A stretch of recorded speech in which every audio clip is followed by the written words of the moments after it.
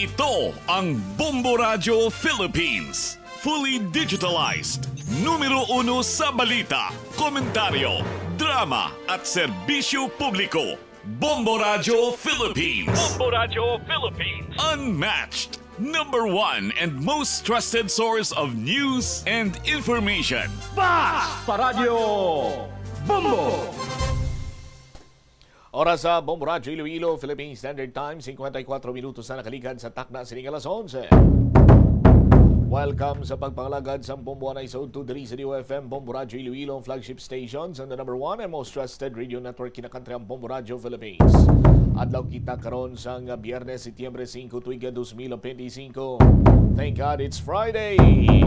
Kagkaroon sa aton sining Christmas countdown. Christmas is a time for sharing, giving gifts for everyone. What matters now is this Christmas we share the love. 111 dias na lang kagapaskwa na. Sa gihapon ini mo lang mo ang Kurman Bombot Shama Blanco Hover. Sa mga nagapanguna dalaguan karon nga mga balita. Deployments ang kapulisan sa distrito sang Mandurriao, Dugangan. Ini kasunod sang mga nagklinabo sa distrito sang Mandurriao. Nga di mapaiway kung tanikon bastante ang presensya sang aton sini kapulisan. Ano mga nagklinabo sa distrito sang Mandurriao, serye sang rinambulanay. Kaga ining latest na karon ining pagpang hold up sa isa iya ka doktora sa parking area sang isa ka mall sa distrito man sang Mandurriao. Although nga nadakpa na ining nasambitan karon iya nga suspitsado, amo ining mga adjustments nga paghimuon karon sang pamunuan sang Iloilo City Police Office. Ano ang dugang pagin sining mga impormasyon at tuhoy sa sining suspitsado nga nag-hold up sa tiayon ni PDRRMO retired Police Colonel Cornelio Salinas. Do hindi katikang ang suspect sa ginpasaka sa ICPO kagabiho. Do haluson niya maalsang iya sining tiil. Sa dugang pang mga balita kaga impormasyon, konstruksyon sa Alpha and Omega nga flood control project sa Haro nag-untat. Nag-untat ginman kay pinang suspending ila sining iyang mga lisensya mo. Magluwasin na natukiban sa Bombo News team nga may heavy equipment sila dito nga natumba.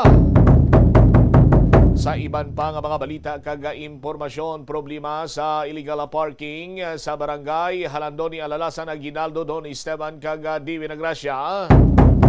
Magpatigayon kuno sang pagpangita sang common parking area kada barangay. Amo kuno ining solusyon nga nakita sa sining problema diraw sa 5 ka mga kabarangayan. Ngati ang ila sini iya nga mayor nga dalan sina makabig naton nga major alternate route para sa mga pribado kung tani nga mga salakyan nga magkalikaw-likaw iya sa pagpugok sa dalagan sa trapiko, makapabuhin-buhin sa volume sang salakyan nga nagatuga man sang heavy flow sang traffic diri sa may city proper area. Ang pamangko tagsa ka barangay Balak halimbawa nagatuparay ang barangay Divi Nagracia, no? Divi Nagracia tapos Aguinaldo, Alalasan, Don Esteban kag Halandoni ilipingay lang ni sila, langot lang ni sila. Ang pamangkot may ara dira sa common parking area. Amo ning istorya naton karon madalaguan mabalita issues kay impormasyon ng main sentro karon sa aton sining pagpangalagad sa gihapon diri sa palatuntunan Bumbuhanay sa Udto.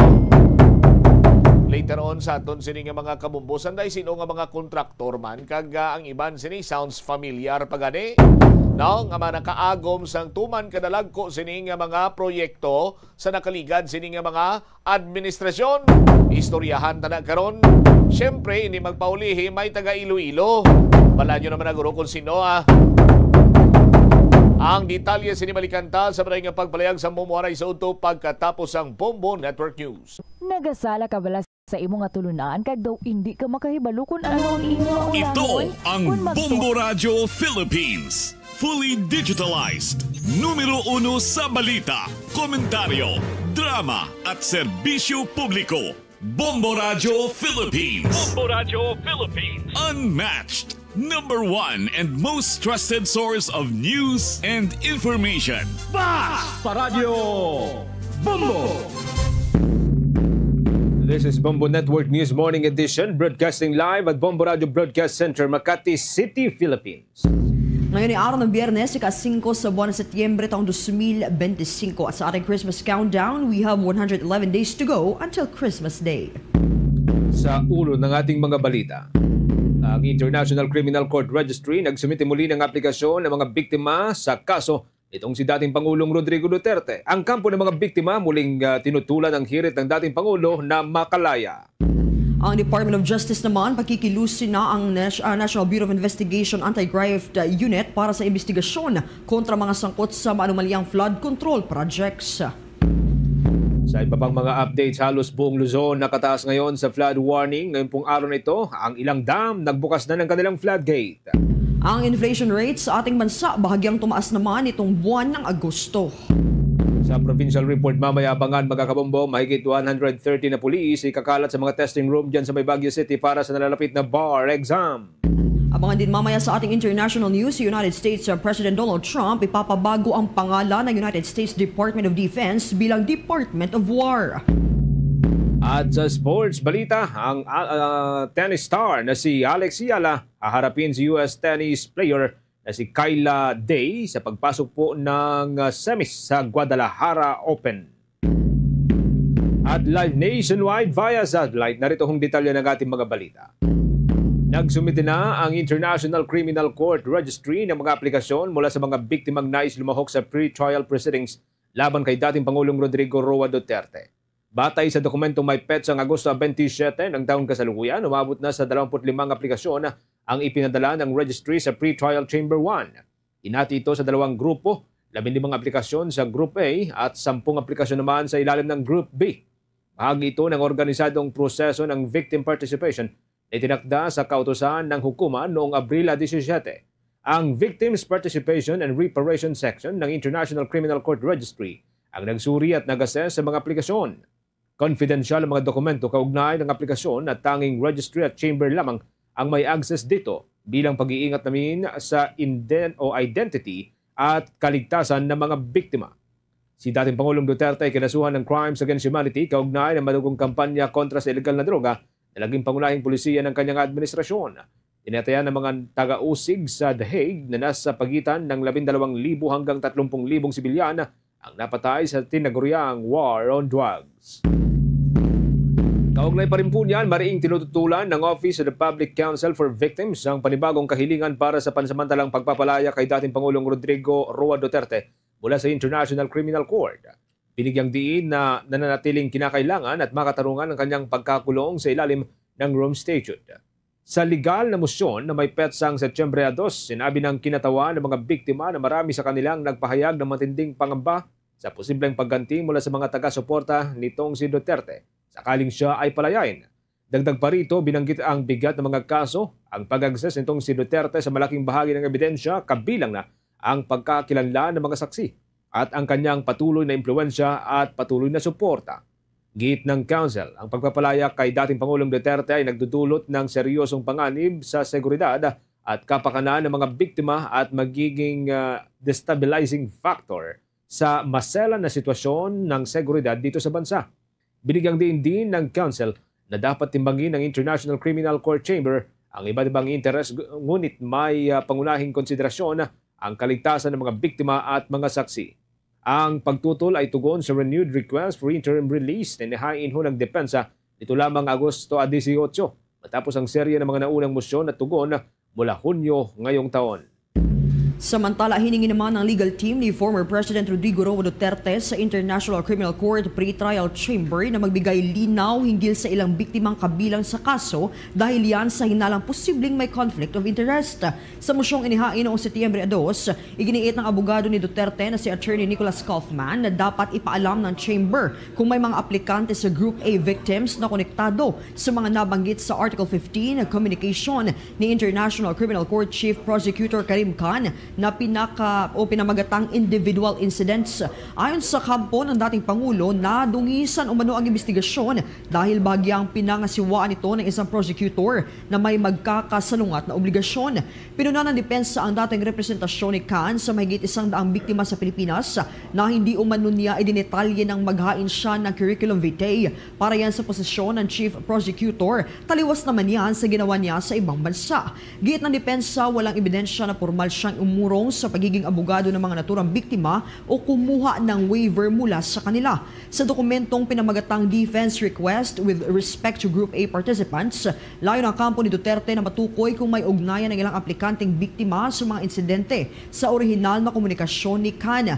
Hindi obligadong kunin ng pre-trial chamber ang obserbasyon ng depensa hinggil yan sa mga partikular na biktima, ngunit umaasa naman ang panig ng dating Pangulo na gagawin ng korte ang ekspeksyon.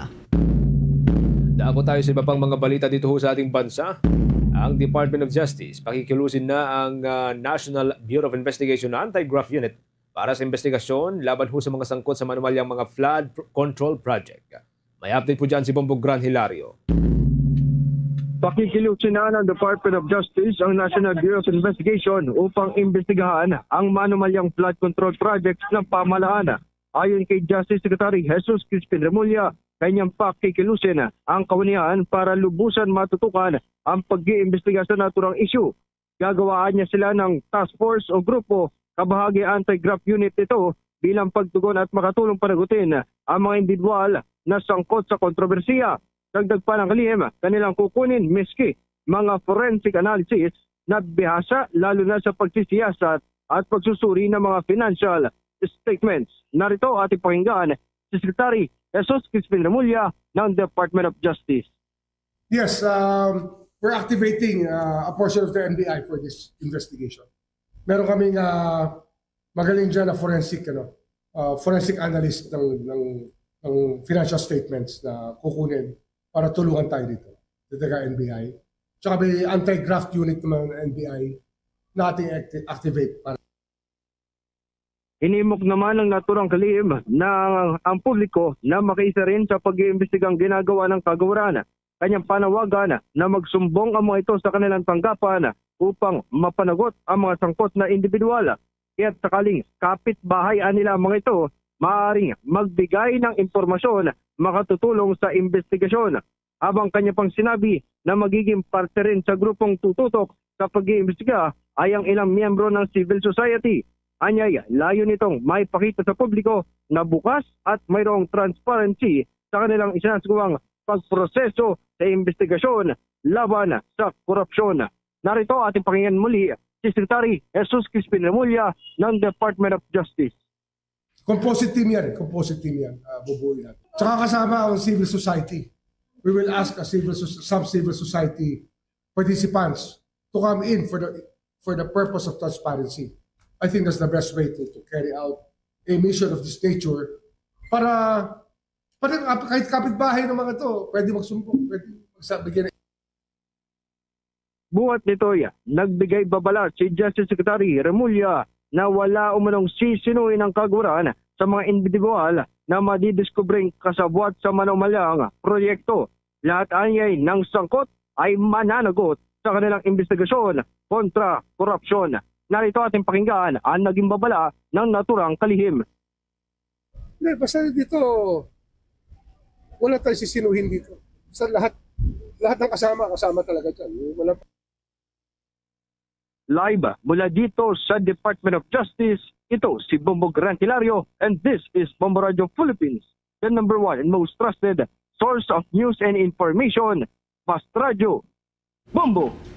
Samantala, tinitingnan ngayon ng Bureau of Immigration and Travel Records ng mga personalidad na kabilang sa ikalawang batch ng Immigration Lookout Bulletin Order kaugnay ng umano'y maanumalyang flood control projects. Ayon kay Bureau of Immigration spokesperson Dana Sandoval, kumpirmado na nasa bansa ang mga nasa unang batch ng itong Bulletin Order, bagamat ilan bumiyahin noong buwan ng Agosto pero nakabalik na rin. Tumanggi muna siyang mabigay na detalye hanggang maisumite ang buong ulat sa Department of Justice. Noong Miyerkules nga 35 kontratista at opisyal ng Department of Public Works and Highways ang isinailalim sa unang Immigration Bulletin Order at sinundan ito ng 43 pang individual sa ikalawang batch. Nilinaw ng Bureau of Immigration na para lamang sa monitoring itong Immigration Lookout Bulletin Order at hindi sapat na batayan para hadlangan ang pag-alis ng bansa. Iniutos naman ni Pangulong Ferdinand Marcos Jr. ang investigasyon matapos madiskubring may mga ghost projects sa flood control program habang patuloy naman na binabaha ang ilang bahagi ng ating bansa. Sa halos kaugnay pa rin po mga development, pinapasama rin ng grupong Lawyers for Commuter Safety and Protection ng mga politiko na muna isangkot sa manumalyang bumabalot sa mga flood control project sa ilalim ng Immigration Lookout Bulletin. Una pong hiniling ng Kongreso at ng Department of Public Works and Highways, sa Department of Justice at sa Bureau of Immigration na maglabas ng Lookout Bulletin laban sa ilang mga opisyal ng Public Works and Highways Department at yung mga contractor upang hindi muna makabiyahe ang mga ito sa ibang bansa. Git ho ng naturang grupo, dapat ay isama rin sa listahan ng lahat ng mga politikong sangkot sa anomalya. Maarihan niyang matukoy na agad yung mga naturang politiko at maisama sa pagbabantay ng immigration upang hindi matakasan ang kanilang mga pananagutan. Maging si dating Department of Public Works and Highways Secretary Manuel Bunuan ay dapat din umanong kabilang sa naturang listahan. Nanindigan ng grupo ng pagsama sa mga malalaking pangalan sa ilalim ng Lookout Bulletin ay upang masigurong mabilis ang pag-usad ng mga gumugulong na investigasyon laban sa mga maanumalyang proyekto. Ito namang House Appropriations Committee Chair, sinabing science-based approach ang gagamiting parameters sa pag-aproba ng flood control projects ng Department of Public Works and Highways. Kaugnay niya, narito mga balitang tinutukan ni Bombo Annalise Subirano. Idadaan sa science-based facts ang pag-aproba sa mga flood control projects. Ibig sabihin, sasailalim na sa masusing pagsusuri ang mga proyekto. Ito ang tiniyak ni House Appropriations Panel Chair at Nueva Ecija Representative Micaela Sansing sa budget briefing ng ahensya ngayong araw. Naglatag si Sansing ng mga parameters na siyang magsisilbing gabay sa pag-aproba sa mga flood control projects. Binigyang diin ng mambabatas. Dapat may malinaw na feasibility study at nakabase ito sa science at ang pag-aproba sa proyekto. Isinusulong ni Sansing na ang magiging basehan sa pagtukoy sa mga proyekto ay ang Project NOAA bilang pangunahing determinant, partikular sa mga lugar na nakalagay sa red zone. Hinikayat ni Sansing ang mga kapwa mambabatas, tutukan ang mga ipatutupad na reforma sa Department of Public Works and Highways upang masiguro ang accountability at responsiveness ng sa gayon. Mapanagot ang mga opisyal na sangkot sa anomalya.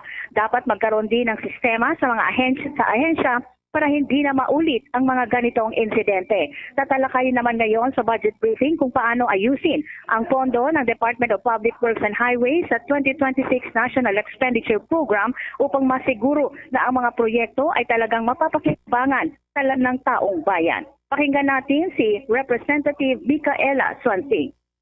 The 2026 NEP are based on clear feasibility studies and are based on science, based on facts. Let us use a science-based approach. In order to rationalize the funding of flood control projects for 2026, I am strongly advocating for the use of Project NOAA, or the Nationwide Operational Assessment of Standards under the UP Resilience Institute, as the main determinant for identifying which flood control projects should be allowed for funding in the 2026 budget. Only those indicated as red zones, as per the flood hazard map of Project NOAA, should be allowed. What are red zones? These are areas posing high risk of fatality. Payag ni Representative Micaela Sansing. Samantala, ayon naman kay itong si Secretary Dizon na kailangan talagang repasuhin ang nasa 268 billion na pondo para sa flood control projects ng ahensya. Mula sa Kamara, Bombo Annalise Montaño Soberano nag-uulat. And this is Bombo Radio Philippines, the #1 and most trusted source of news and information. Basta Radio, Bombo. 13 minuto makalipas ang alas 12 ng katanghalian. Umapil ang Department of Interior and Local Government sa mga accountant ng bansa na manindigan laban sa korupsyon at laban sa anomalya. Ginawa ni Interior and Local Government Undersecretary for Public Affairs and Communications Rolando Puno ang naturang pahayag kasabay po ng malawakang investigasyon sa mga anomalya sa mga flood control project. sa pagdalo ng naturang opisyal sa event ng mga Philippine Institute of Certified Public Accountants doon ho sa may Tagaytay City. Binigyang diin niya ang kahalagahan ng papel ng mga accountant para matuklasan ang pandaraya at mapanatili ang tiwala ng publiko sa government process. Hinamon niya ang mga accountant na pangunahan ng reforma at ang pananagutan. Anya, ang trabaho ng mga accountant ay hindi lamang nakapokus sa number crunching at sa halip ay nakataya dito ang kanilang pangalan at integridad. Kabilang sa mga reforma ay ang sistema, audit at iyong disbursement process. Bagaman technical ang trabaho, anya, mayroon itong social at political effect. Inihalimbawa nito ang isang manumalyang audit process na maaring pagsimula ng isang scam. Git ni Puno ang isang mabuting accountant ay may kakayanan na ipatigil ang isang anomalya bago pa man ito nagsisimula. Apela ng opisyal sa mga ito na dapat ay maging dahilan ang mga ito para ma-expose yung mga ghost project at mapigilan ang paglabas ng mga huwad na report. Sa iba pang balita mga kabombot, Star Nation, kinumpirma naman ng Philippine Statistics Authority na nagkaroon ng pagtaas ng presyo ng mga bilihin o inflation sa bansa nitong buwan ng Agosto. Ayon kay Philippine Statistics Authority, National Statistician at Undersecretary Dennis Mapa, umakyat ang inflation sa 1.5% nitong nakalipas na buwan. Ito ay mas mataas naman kumpara sa 0.9% na naitala noong buwan ng Hulyo. Dahil sa pagtaas na ito, naitala ang average inflation para sa kasalukuyang taon sa 1.7%. Ayon sa pamahalaan, ang average inflation na ito ay pasok pa rin sa kanilang target range para yan sa buong taon ng 2025. Ipinaliwanag ng Philippine Statistics Authority na ang pagtaas ng inflation ay pangunahing dulot ng mas mabilis na paggalaw ng presyo ng ilang partikular na produkto at serbisyo. Kabilang dito ang pagtaas ng presyo ng mga gulay at isda sa mga pamilihan. Bukod pa rito, nagkaroon din ng pagtaas sa singil sa kuryente, tubig at renta sa bahay na nag-ambag din sa pagtaas ng inflation. Samantala sa Metro Manila naman, ang inflation ay bumilis sa 2.9% mula sa 1.7%. Ang pagbilis na ito ay naiugnay sa mas mabilis na pagtaas ng presyo ng pagkain sa buong rehiyon. Sa iba pang mga development, pinaghahanda naman ng Department of Agriculture ang posibleng kaliwat-kan ng pagpuna sa planong pagsasubasta daon ho sa libu-libong tonelada ng National Food Authority o ito ho yung mas kilala sa tawag na NFA rice. Ayon kay Agriculture Secretary Francisco Laurel Jr., tiyak na lalabas ang mga kritisismo sa sandaling simulan na ang pagsusubasta doon ho sa mga bigas. Ariyan niyang sabihin ng mga kritiko na ang bigas ay mayroong mga bukbok o kaya ay mahinang kalidad at aakusahan ang Department of Agriculture ng kapabayaan. Dagdag pa ng kalihim, hindi maiwasan ang mga naturang kritisismo bilang resulta ng pag-alis sa pangkalahatang kapangyarihan ng National Food Authority sa ilalim po yan ng Rice Tarification Law. Binigyang diin ng kalihim na ang Rice Tarification Law ay nagsisilbing balakid sa kakayahan ng naturang ahensya na maayos na ipagulong ang reserba at nalilimitahan din ang pondo ng ahensya para sana sa tamang storage infrastructure tulad ng silo at mga bodega na kayang kontrolin ang temperature. Paliwanag ng kalihim, ang pagsusubasta ay bahagi ho ng pagtugon ng pamahalaan sa posibleng kakapusan ng bigas at upang magkaroon ng sapat na espasyo ang mga bodega ng National Food Authority para sa mga bagong aning palay na kanilang bibilhin. Paraan din ito upang mailabas ang mga bigas na matagal nang nakaimbak sa mga bodega. Itinuturong ho kasi na luma ang mga bigas kung nakaimbak naman ito ng mahigit 3 buwan. Samantala, ipapatupad naman ang graduated pricing scheme para isa subasta, yun pong bulto ng bigas. Magsisimula ito sa floor price na 25.1 o 25 pesos at 1 sentimo hanggang sa 27 pesos and 96 centavos per kilo. Depende ho yan sa tagal ng pagkakaimbak ng mga naturang bigas. Hawak ng Department of Agriculture ang reserba ng bigas na abot ng hanggang sa 450,000 metriko tonelada o halos kalahating milyong metriko tonelada. Yan po'y supisyente para sa 12 araw ng Emergency National Supply. Ang kabuang bulto ng ipapasubasta ay kumakatawan lamang sa 13% ng naturang reserba o yan po'y mahigit sa 1.2 milyon na sako ng bigas. Update po tayo mga kabombo sa mga kaganapan dyan sa may bahagi ng Pasig area kung kahapon po ay tinungo ng ilang mga rallyista. Yun pong compound nitong nakalipas na araw ay tinungo ho ng mga rallyista yung compound ng pamilya Diskaya. I-update pa rin po tayo sa mga kaganapan ho dyan. Nasa linya ho natin ang Star of Manila. Nakalampag at nagpakita ng galit ang kilos protesta ng Akbayan Youth sa tapat ng St. Gerard Construction na pagmamayari ng mga diskaya ngayong umaga dito sa Pasig City. Ito na nga ang ikalawang araw na nagkaroon ng kilos protesta ang ilang mga progresibong grupo katulad ng Akbayan Youth sa labas ng compound ng St. Gerard Construction na pagmamayari ng mga diskaya ngayong araw. Panawagan ng mga ito na dapat managot ang mga sangkot sa katiwalian na nauugnay sa maanumalyang flood control projects. Gumawa pa nga ang mga ito ng costume na multo na tila nagpapahiwatig rin ng ghost project ng DPWH. Hindi naman din naiwasan na nagkainitan at nagkasagutan ang ilang mga empleyado na nasa loob ng St. Gerard Construction Corporation at na mga nagpoprotesta sa labas ng gate. Sa ngayon ay payapa na ang lagay dito, Bombo Dennis, sa tapat ng compound ng mga diskaya at kita rin ang visibility ng mga kapulisan para sa peace and order. How's that, Bombo Dennis? Sa gitna ng nababanggit mo nga kanina, no, Bombo, Sir DJ Kimi, na payapa na yung kabuuan. Pero simula kaninang umaga, mga ilan yung mga napunta dyan ng mga miyembro ng Akbayan Youth sa pagtaya nyo? Bobo Dennis, kanina po hang alas 9:30 ng umaga nang magsimula na anong programa ang kilos protesta ng Akbayan Youth dito at kita mo na halos nasa mahigit 50 rin o pa 100 na ang bilang ng mga nagkikilos protesta dito sa tapat ng St. Gerard na dito sa compound ng mga diskaya. At kanina nga rin na nagpakita sila o nagpahayag sila ng kanilang frustration at sabi rin nila na dadami pa sa mga susunod na araw ang mga kilos protesta na kanilang gagawin upang kalampagin ang mga sangkot dito sa maanumalyang flood control project, Bombo Dennis. Wala namang tensyon na nangyari kanina? Kanina, Bombo Dennis, nagkaroon ng tensyon yung mga empleyado dito na talagang sumasagot rin sila sa mga sigaw ng mga kabataan dito sa tapat ng St.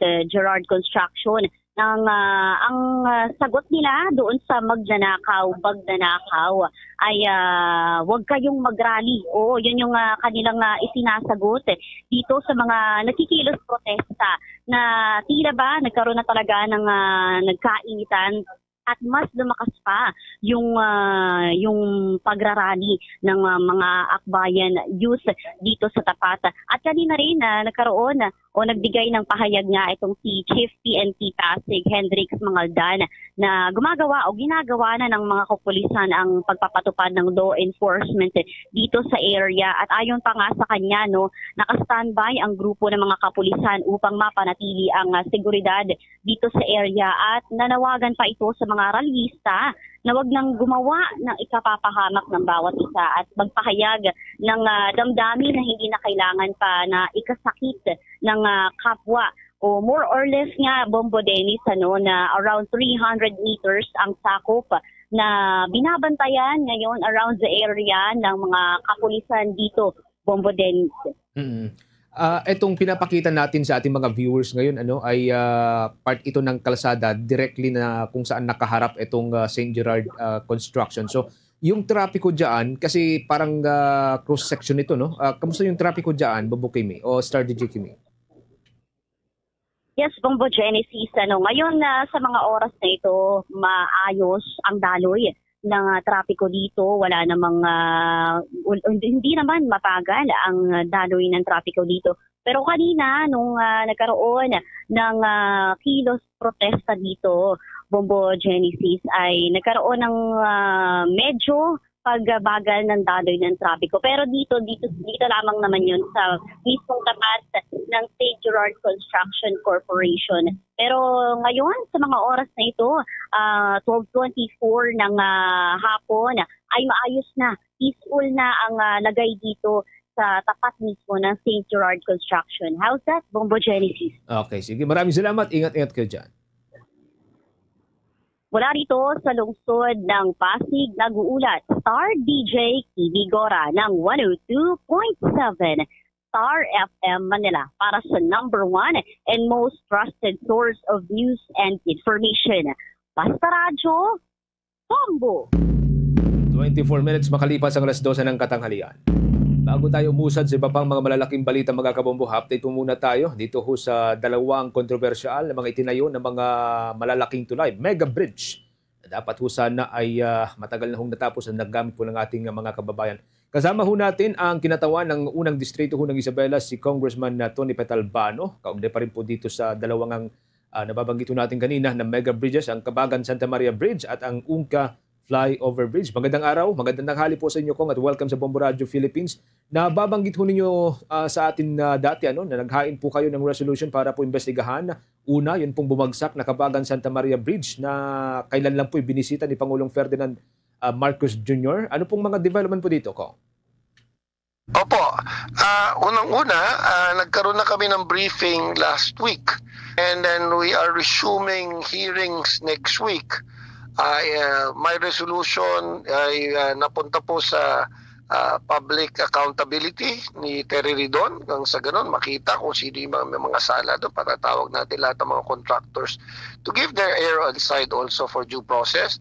And on the second, we will be given the action items that was promised to us by DPWH Secretary Manny Bonoan to see what happened to this bridge, and also to also communicate to us kung ano ang gagawin, kasi hindi naman pwede nakatiwangwang lang yun because major bridge linking Santa Maria and Kabagan, at kawawa yung mga tao dyan. At doon sila sa maliit na bridge, the overflow bridge, ngayon at malaki ang tubig, hindi nakakadaan yung mga tao, malaking pinsala po sa mga taga Santa Maria at Kabagan ang nangyayari. So, rest assured, di kami titigil dito sa Kongreso para imbestigahan ito. At I expect also that the President's agencies, yung mga anti-corruption committees nila, yung COA nila, ay magbigay rin ng report.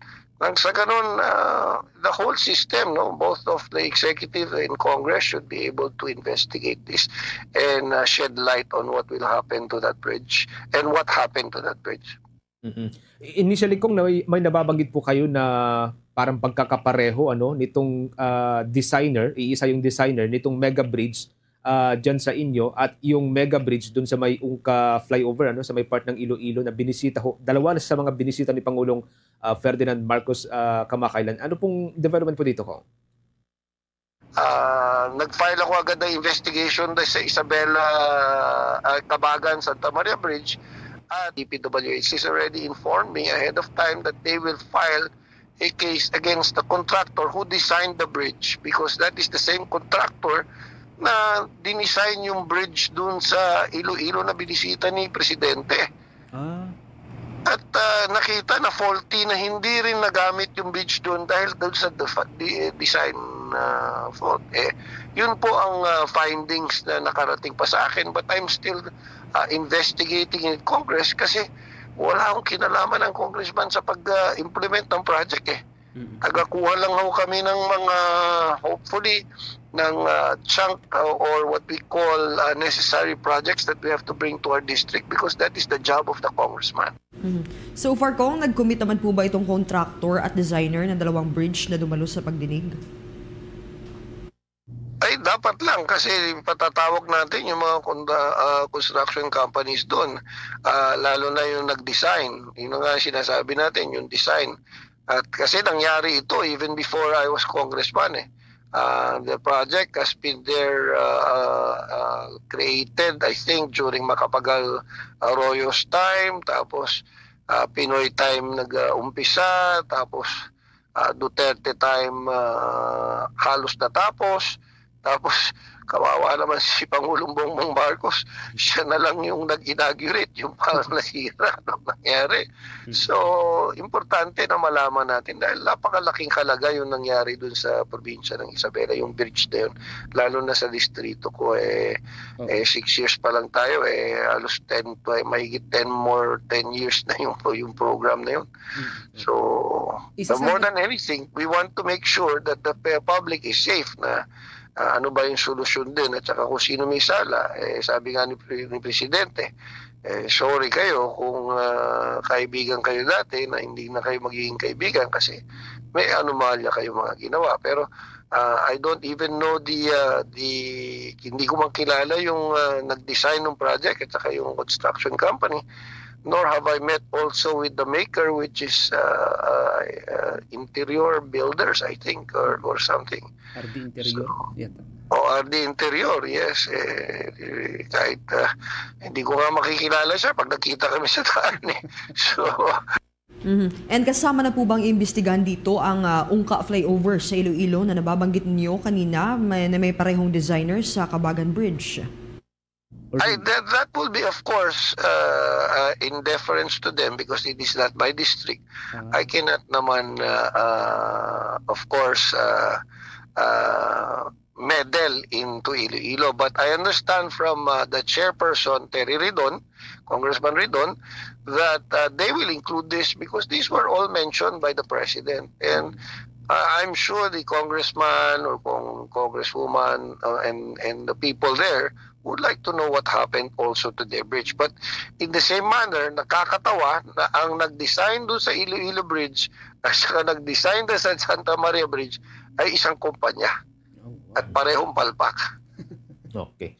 From time to time siguro kung habang gumugulong po yung sabi nga ninyo investigation dito sa dalawang bridge na ito, muli kaming update ko sa inyo lalo ngayon at kasagsagan din po ng iba pang mga pagdinig doon sa iba pang mga public infrastructure project ng ating pong gobyerno. Hanggang sa susunod na kayo po aming makausap, ingat-ingat po kayo, Kong.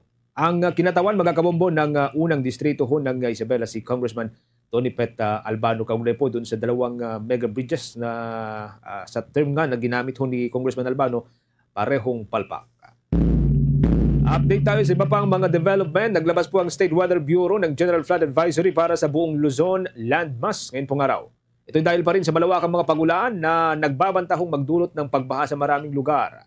Kinabibilangan po ito ng mga sumusunod. Diyan sa may Cordillera Administrative Region, kabilang po dito ang probinsya ng Benguet, Mountain Province, Ifugao, Apayao at maging ang probinsya ng Abra at Kalinga. Makikita ho ninyo sa inyong mga screen para ho sa mga viewers o mga nanonood po sa atin ngayon pong araw, yung listahan po ng mga probinsya at maging yung rehiyon kung saan po nabibilang ang mga naturang probinsya. Diyan naman po sa may Ilocos Region, diyan sa may Region 1, kasama ho dito ang Pangasinan, Ilocos Sur, La Union at ang probinsya po ng Ilocos Norte. Diyan sa may Cagayan Valley Region, Region 2, kabilang po dito ang Cagayan at ang probinsya ng Isabela. Sa may Central Luzon, Region 3, kasama ho dito ang Zambales, Bataan at ang probinsya ng Aurora. Sa bahagi naman ng Region 4A, diyan po sa may Calabarzon, kasama ho dito ang mga probinsya ng Quezon, Rizal, Laguna, Cavite, naging ang probinsya po ng Batangas.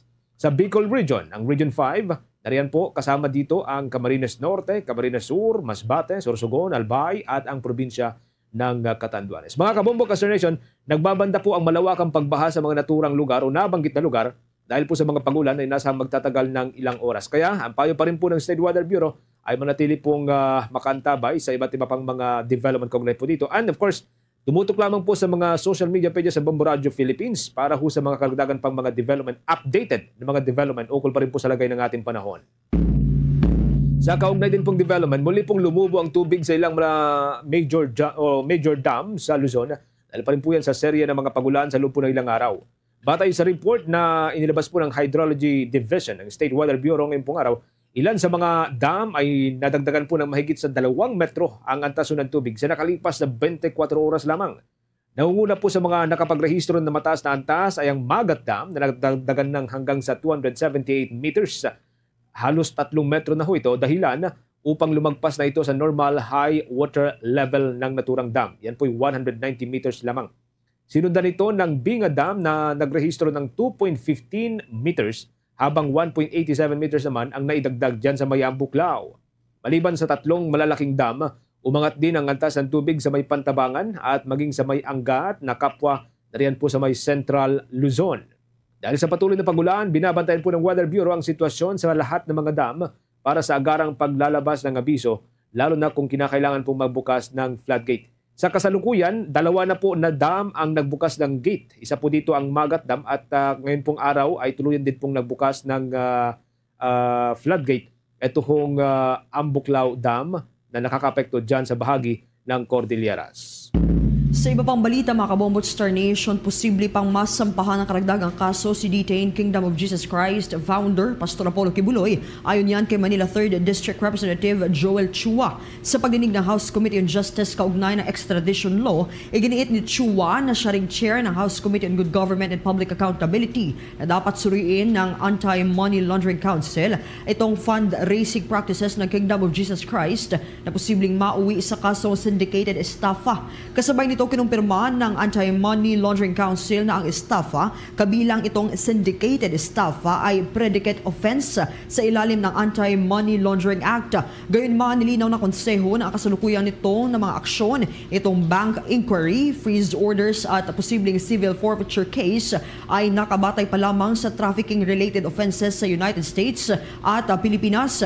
Si Kibuloy nga na tinaguri ang appointed son of God ay nahaharap na sa mga kasong child abuse at human trafficking sa Pilipinas bukod pa sa sex trafficking, fraud at bulk cash smuggling cases sa Estados Unidos. Matagal nang inaakusahan ng Kingdom of Jesus Christ na pangingilak ng donasyon mula sa ibang bansa na di umano'y para sa mahihirap, ngunit umano'y nauuwi naman sa kaba ng simbahan at ginagastos para sa marangyang pamumuhay ng kanilang lider. Oras natin, meron na lamang ho tayong 24 minutes bago po sumapit mga kabombo ang 1:00 ng hapon. Update tayo mula sa may Commission on Elections na dagdagan pa po ng isang pwesto ang Commission on Elections. O nagdagdag pa ng isang pwesto ang naturang komisyon at 64 na party list seats aprobado na po sa Kamara. May mga development po dyan si Bombo Isa Cotoner. Pinagtibay ng Commission on Elections Anbank ang isang resolusyon na nagtataas sa bilang ng mga party list seats sa House of Representatives mula 63 tungo sa 64. Alinsunod yan sa probisyon ng 1987 Constitution. Ayon kay Commission on Elections Chairman George Sherwin Garcia, unanimous na naging boto ng Anbank matapos niyang igiit na ang party list allocation ay dapat umabot sa 20% ng kabuuang bilang ng mga kinatawan sa Kamara.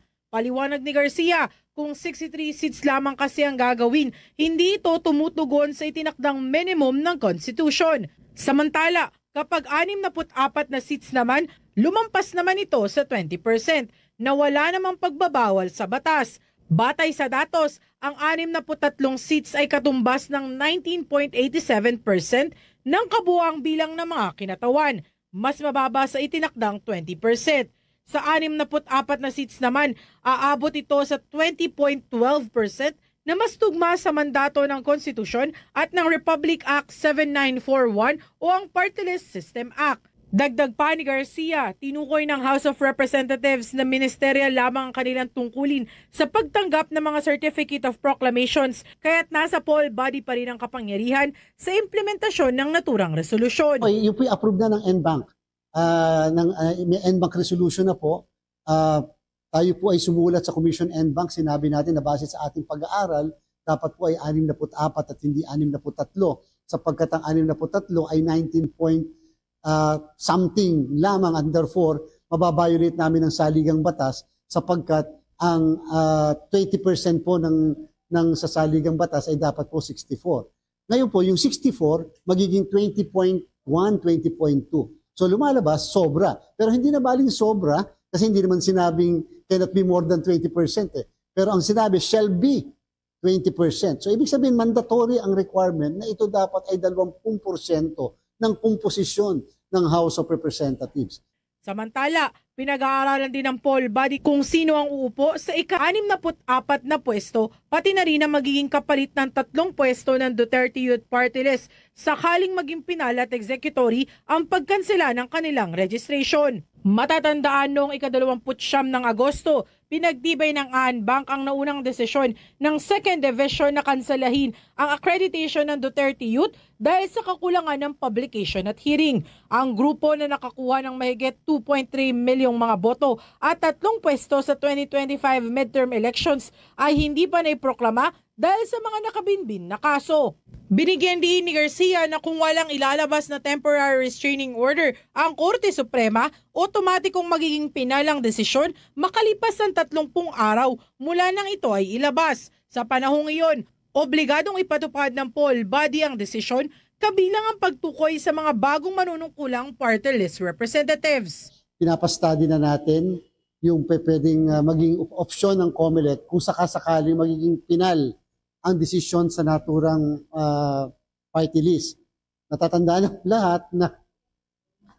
ng lahat na ang COMELEC and Bank ay nagdesisyon kung saan kinakancel yung registration ng naturang party list. At dahil dito, base po sa rules ng COMELEC, ito ay magiging pinal at executory sa period ng 30 araw mula sa pagkakalabas. Mula sa lungsod ng Maynila, ito si Bombo Isa Cotoner and this is Bombo Radio Philippines. The #1 and most trusted source of news and information, Basta Radio Bombo. Mula sa lungsod ng Maynila, dako tayo dyan sa may Visayas area, mga kabombo. Si Pangulong Marcos pinangunahan ang ceremonial switch on nitong mga bagong power plant dyan sa may bahagi ng Siquijor. May live update ang Bombo Radio Bacolod. Pinangunahan ni President Ferdinand Bongbong Marcos Jr. ang switch-on ceremony ng bagong power providers sa Siquijor. Ang ceremonial switch-on para sa mga bagong Siquijor power plants ay isinasagawa sa province Siquijor Island Electric Cooperative Incorporated o Procelco Power Plant sa Larena, Siquijor kaninang umaga. Kung matatandaan na na-revoke kamakailan lamang ang Provisional Authority sa dating power provider sa isla ng Siquijor Island o sa Siquijor Island Power Corporation o SEPCOR dahil sa hindi maayos na serbisyo na humantong sa power crisis. Dumalo rin sa nasabing seremonya si Department of Energy Secretary Sharon Garin at 3 power plants ang itinayo sa bayan ng Larena, Lazi at San Juan na kayang makapagbigay ng 17.8 megawatt na power supply. Sa speech ni President Bongbong Marcos Jr. ikinatuwa nito na nakanilang sa kanilang pagbabalik ay masusolusyonan na ang problema sa kuryente sa isla na pamamagitan ng 7.8 megawatt diesel power plants at ito ay higit na mas mataas sa average power consumption sa Siquijor na nasa 9 megawatt lamang. Ito ay inaasahang makapagbibigay ng sapat na power supply sa 6 na local government unit sa isla na kinabibilangan ng bayan ng San Juan, Lazi, Maya, Enrique, Villanueva at Larena. Pumudinisin sa ating pakinggan ang iniwang mensahe ni President Ferdinand Bongbong Marcos Jr. Dito sa ating pagbalik dito sa Siquijor ay magagarantiyan na natin na ang kuryente dito sa Siquijor ay sobra-sobra na ang supply.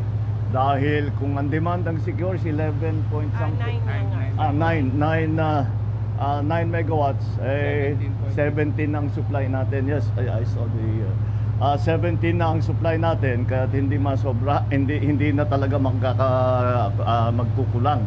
At nakita na natin yung brownout, malaki nang ibinawas, kaunti na lang. Ang mensahe ni President Ferdinand Bongbong Marcos Jr. Bombo Genesis. On the other hand, marami naman po ikinatuwa naman po ng mga residente dito ang nasabing pagpunta ni President Ferdinand Marcos Jr. because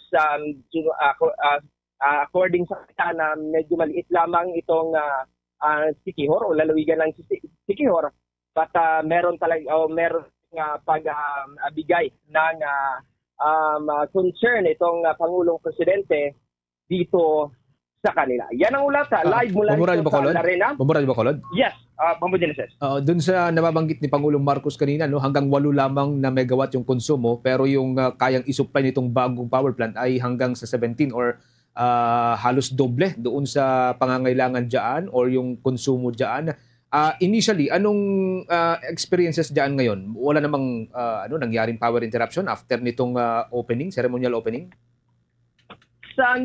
Kung matatandaan natin, for the past months po, ay merong power interruption na humigit 6 hours yung brownout dito araw-araw. Sinasabing may mga times na hindi na nawawala na talaga ng kuryente dito sa Siquijor at to the point na malaki na talaga yung disturbo, hindi lamang sa mga residente dito sa lugar but also sa mga mag-aaral at most especially sa mga nagnenegosyo dito sa Siquijor. At sa ngayon, almost 1 month na inayos yan at pinut po itong power plant at mula nung nakaraang buwan ay wala nang power interruption dito sa Siquijor. Yun yung isa sa mga good news according sa kanila, according sa mga residente dito, even sa mga panguluhan or mga umupong mga local government unit dito ay malaki talaga ang epekto nitong tatayo ng power plant na nagresulta sa mas epektibo hindi lamang sa mga residente but also mas nagbigay ito ng malaking tulong sa mga estudyante, sa mga residente at most especially for this booming sa kanilang turista dito sa Siquijor. Okay, sige. Maki-update pa rin tayo sa mga susunod na araw diyan sa sitwasyon ng kuryente diyan sa bahagi ng Siquijor. Maraming salamat, Bomboral Bacolod. Yan mula rito sa Larena, Siquijor para sa Bombo Network News. Ito si Bombo RJ Kim Casife. And this is Bombo Radio Philippines, the #1 and most trusted source of news and information. Basta Radio. Bombo! From Negros area, dako tayo dyan sa bahagi po ng Iloilo Province. Mga kabumbo, mga proyekto ho na inaward sa St. Gerard Construction na pagmamayari ho ng Pamilya Diskaya. Sinisi ng mga residente na dahilan ng malalawakang pagbaha sa Iloilo City at katabing bayan. May update dyan ang Bombo Radio Iloilo. Sinisi ng mga residente ng Mohon Arevalo, Iloilo City at ng local government unit ng katabing bayan ng Oton, Iloilo ang proyektong itinayo ng St. Gerald Construction na pagmamayari ng mga Diskaya kung bakit nakaranas ang mga ito ng malalang pagbaha nitong nakaraang mga bagyo. Ang nasabing flood mitigation structure ay nagkakahalagaan ng 91 million pesos.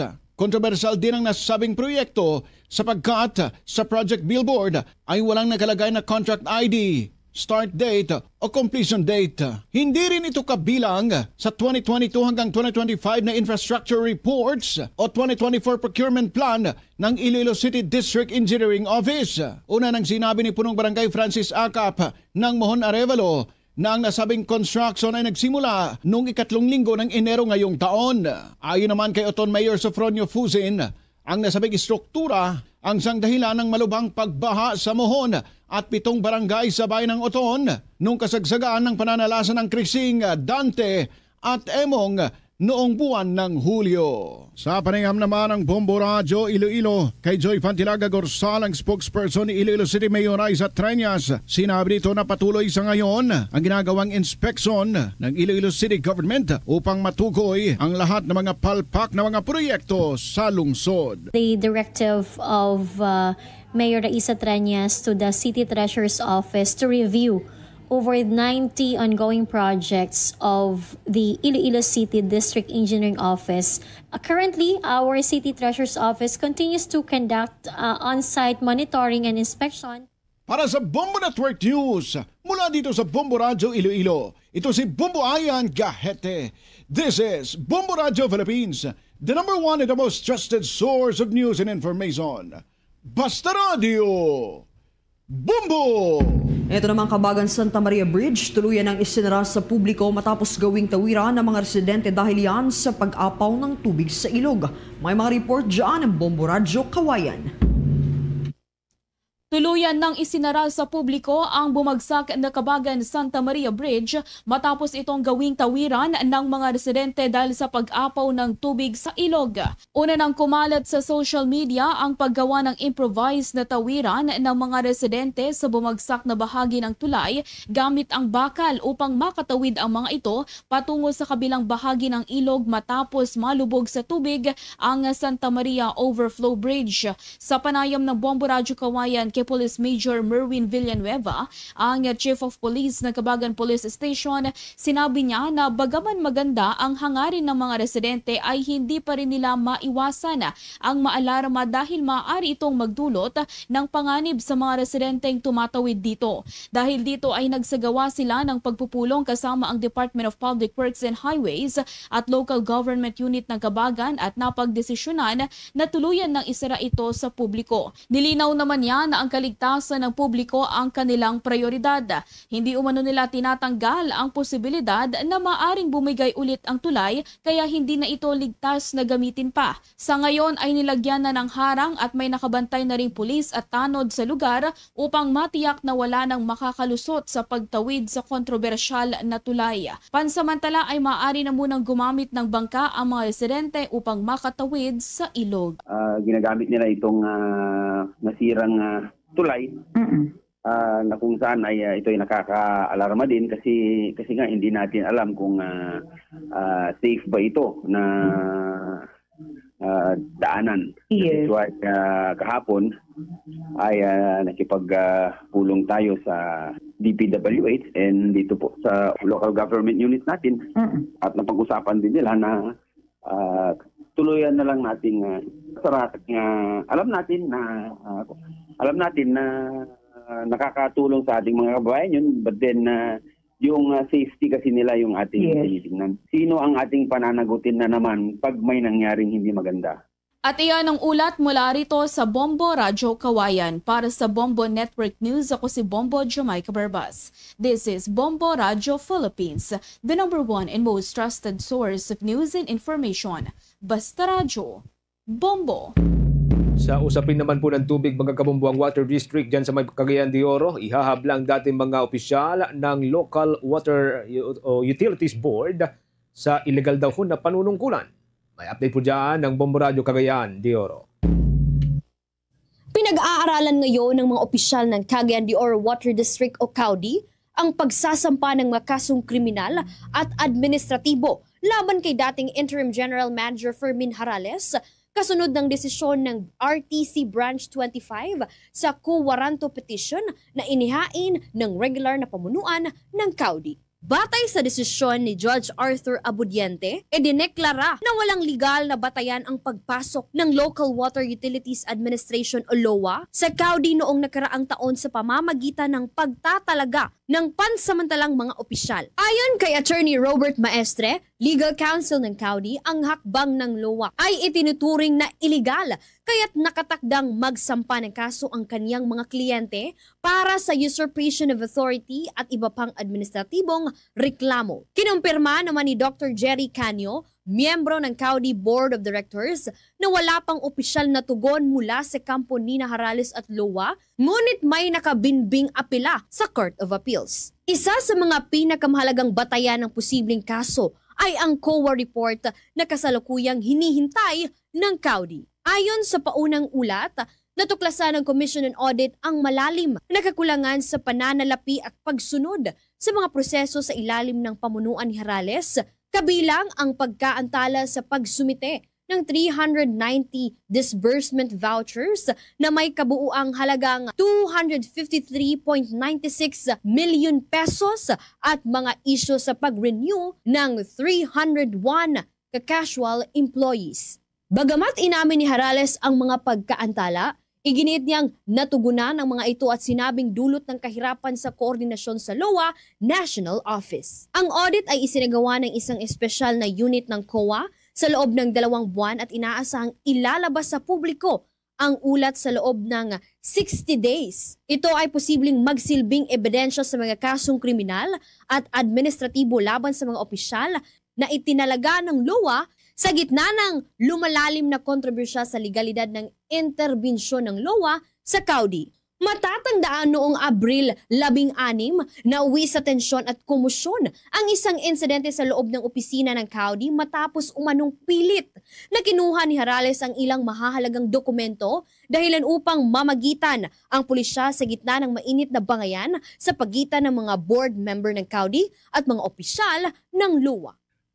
COA, nag-advise na po ang COA sa atin na dapat water district should take legal action. So, posible magsampa tayo ng legal action on this per order of COA. Hindi rin pwedeng hindi natin sundin yung utos ng COA kasi tayo din po ang mananagot. So, kung ano man ang magiging final version ng report na yan, initially mayroon na tayong nakitang report and part of that is to take legal action. Si Dr. Jerry Canio, Board of Director ng Cagayan de Oro City Water District. Mula Bombo Radio Cagayan de Oro, ito si Bombo Jane May Abulag, and this is Bombo Radio Philippines, the #1 and most trusted source of news and information. Basta Radio, Bombo! Mahigit 1,000 examinees naman inaasahang lalahok sa bar examination sa Baguio City ngayong linggo. Mahigit 100 pulis ikakalat naman sa testing venue. May mga report dyan ng Bombo Radyo Baguio. Handa na ang Baguio City Police Office para sa 2025 bar examination na gaganapin sa Setyembre 7, 10 at 14 sa St. Louis University dito sa Baguio City. Ayon kay Police Major Marcy Maron, tagapagsalita ng Baguio City Police Office, aabot sa 135 na pulis ang ide-deploy sa paligid ng testing venue at sa iba't ibang bahagi ng lungsod upang matiyak ang kaayusan at seguridad. Kaugnay nito, nakipagpulong na kahapon ang Baguio City Police Office sa mga kawani at security officer ng Korte Suprema upang plantsahin ang deployment plan, traffic advisory at iba pang security measures para sa nasabing pagsusulit. During the examination, meron pong drop-off points at saka yung pick-up points. So during sa examination ng September 7, 10, and 14, magdadrop lang po yung mga examinees in front of Metro Bank or yung sa beside Caltex, and dun sa in front din ng ADESA or dun sa Lower Bonifacio, dun po lang po sila the-drop for them to take the examination.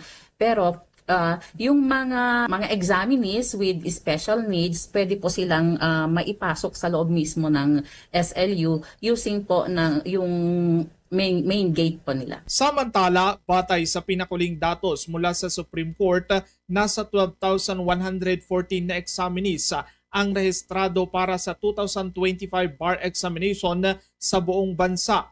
Mas mataas kumpara sa 10,504 examinees nung nakaraang taon. Mula sa kabuang bilang na ito, 1,381 examinees ang nakatakdang kumuha ng bar exam sa St. Louis University dito sa Baguio City. Aabot sa 14 na local testing centers ang magsisilbing venue para sa 2025 bar examination sa buong bansa. Sa Luzon, kabilang dito ang St. Louis University sa Baguio City at University of Nueva Ecija sa Naga City, Camarines Sur. Matatandaang nung nakaraang taon ay ginanap din ang bar examination sa St. Louis University kung saan 1,158 examinees ang lumahok at isinagawa rin ito sa buwan ng Setyembre. Mula dito sa lungsod ng Baguio para sa Bombo Network News, Bombo Benjo Guzman, and this is Bombo Radio Philippines, the #1 and most trusted source of news and information. Basta Radio, Bombo! Mga kabombo ka Sir Nation, tuloy-tuloy po sa pagsubaybay sa ating 32 fully digitalized AM at mga FM station gamit po ang ating mga social media pages. Pagkatapos ng Bombo Network News, pwede po ninyo subaybayan ng ating mga provincial station, yung mga programa ho nila na hindi po ninyo na-monitor o napakinggan o napanood sa mga nakalipas na oras o mga araw. Sa Luzon area, sa Cagayan Valley, nariyan po ang Bombo Radio Kawayan.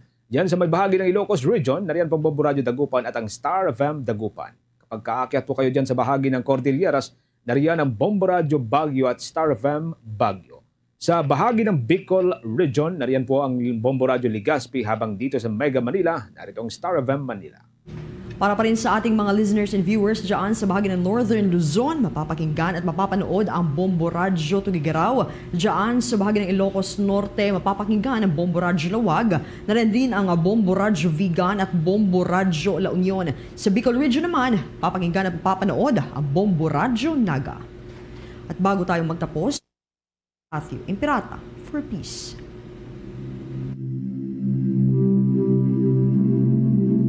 God, our Heavenly Father, Lord of peace and justice, we humbly come before you during this time of escalating geopolitical tensions in our part of the world.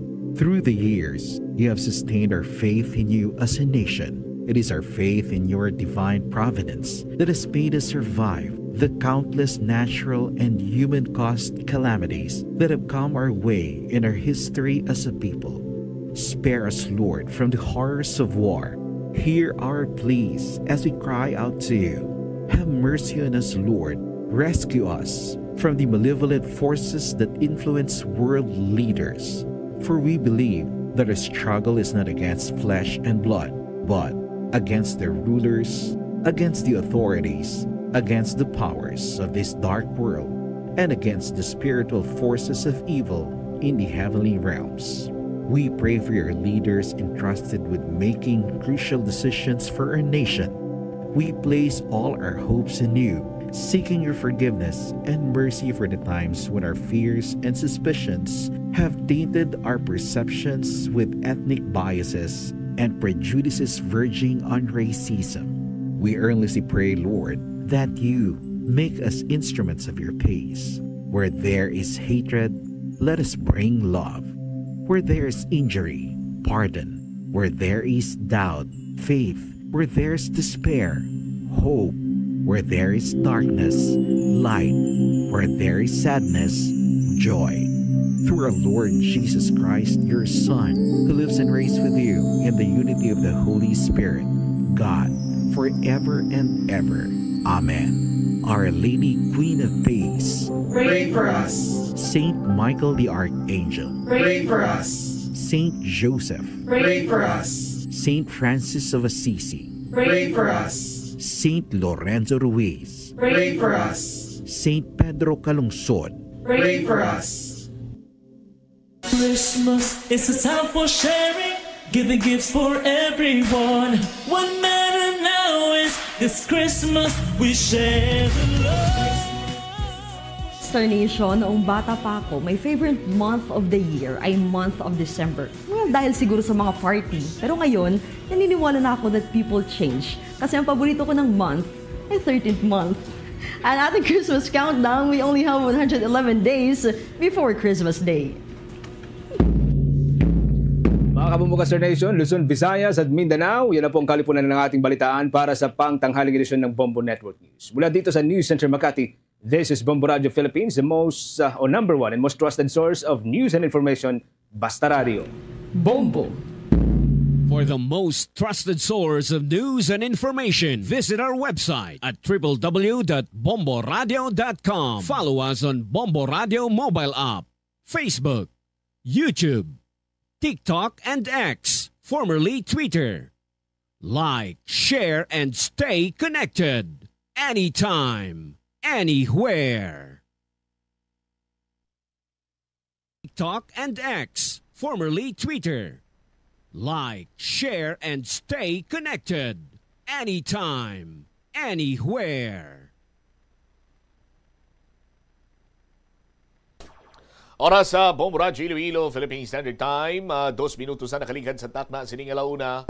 Balik na rin sa pagpangalagad sa Bombo Hanay Sudto sa DYFM Bombo Radio Iloilo. Standby sa kay Bombo Hana Andasa. Plano karon nga deployan sa mga katapo sa Regional Mobile Force Battalion ang distrito sa Haro. Ini kasunod man sa mga insidente nga nagkalinabo.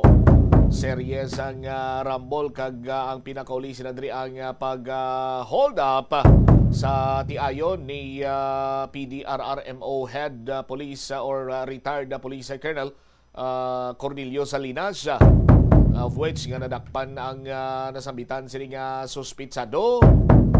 I-check na lang karon ang latest development diri kay masulat ko ng ICPO sa Region 6. Agod nga maplastar ini kag mabutangan dira sang dugang nga puwersa sang aton siniya kapulisan ang distrito sang Mandurriao. Bombohana sa report, please go ahead. plano karon sa Police Regional Office 6 nga dugangan ang kapulisan diraya sa may distrito sa Mandurriao, Momochama. Madumduman man nga ang distrito sa Mandurriao diri man natabo ang pila ka mga rambol sang kabataan, mga insidente sa nagakalain-lain kaangan lamang sa mga sabtanay man sa duha ka grupo sang nagligad, and ini man ang natabo nga uli lamang ang hold up incident diri man sa asawa ni retired Police Colonel Cornelio Salinas. So ini man ang patawag kag manduan ni Police Brigadier General Josefino Ligan, ang Director sa Police Regional Office 6, si Police Colonel Kiong Brigada, ang Director sa Iloilo City Police Office, agod nga manduan kag istoryahon ang ining pagsulat sang request letter sa may Regional Mobile Force Battalion Region 6, agod man nga makasend imbis nga letter nga nagapangayo sang augmentation, dugang augmentation dira sa may distrito sang Mandurriao. Bangod man nga mismo si Police Brigadier General Josefino Ligan nakit-an nga kadamo na sa mga nagkatabo dira sa may distrito sang Mandurriao, not only ang recent sinina ang pag-hold up incident, but then kadamo na sa mga rambol and siyempre gid kumbaga sentro sang mga balailimnan kag mga naga-party pa dira sa may distrito sa Mandurriao. So diri with the help man kay kulang di katama ang kapulisan man dira. So bilang sabat diri ang pagsulat sang request ni Iloilo City Police Office Director Police Colonel Kiong Brigada sa RMS D6 ang mga nasabat man, but then diri pag-istoryahan pa kon pila kag asusan o ang pag-augment sang mga kapulisan dira. So ini man ang kaangot man sa may Crime Prevention Week sa buong September 1 to September 7, and ini man ang kitaan mismo ni Police Brigadier General Josefino Ligan, augmentation and other pagid nga mga ginaganangan. Actually diri ginadala man niya diri nga ang existence pa sang 5-minute response sa 911 nga ini nga tisubong sige pa man ang ilang pagpadayon sa Musliman Bombocham. Ibabati naton ang nangin pahayagman ni Police Brigadier General Josefino Ligan. Colonel Kim Ligada at the office, and I told him please make a request addressed to the RMFB so that the RMFB personnel will augment your office, especially in putting up foot patrols. Our patrol operations in Iloilo City is mainly focused on mobile and motorcycle, so that para magkaroon ng foot patrol, we will be augmenting ICPO personnel from RMFB. Possibly a number of considerable number of RMFB personnel will be deployed, especially dun sa mention mo ng mga locations. RD, since ngayong buwan, crime prevention at marami pong gulo na nangyayari, especially sa Mandurriao, may mga programs ba ang PRO6 para sa ngayong crime prevention para solve po yung lahat ng mga insidente na nangyayari dito sa Iloilo City? Yes, just yesterday, our ARCAD office through Colonel Victoriano Romanillos had this symposium forum sa Halanduni National High Schools. Basically nga, dun sa minention mo na mga rambol, almost involved yung mga kabataan. So doon natin tinusok yung ating program so that yun na nga, ma-aware sila na there will be karampatang penalty or ma-penalize if ever they will be involved on those incidents. And aside from that, we still have this 5-minute response time policy. So, in effect pa rin yan. So whenever there are incidents, please just report to the police. Even nung incidente ng kagabi, if you happen to see the CCTV, within 1 minute time, almost 2 minutes time, nakapag-responde kagad yung police upon the call of distress. Nandoon kagad si police natin. It's just so happen na yung reporting time nung nangyari at saka nung pag-report dun sa police, yun ang may gap. Kaya hindi na natin nabutan. nabatian diri Mamacham ang naging pahayag ni PRO6 Director Police Brigadier General Josefino Ligan. And kasunod man diri diri ang dugang man diri sa mga mention man nga ining 911 and 5-minute response time sa kapulisan ang magapadayon and padayon man ang inspeksyon ni Police Brigadier General Ligan sa mga police station agad mag-perform sa CIMEX, agad mag-check ang kadasigman sa mga kapulisan diri sa may rehiyon sa iyo.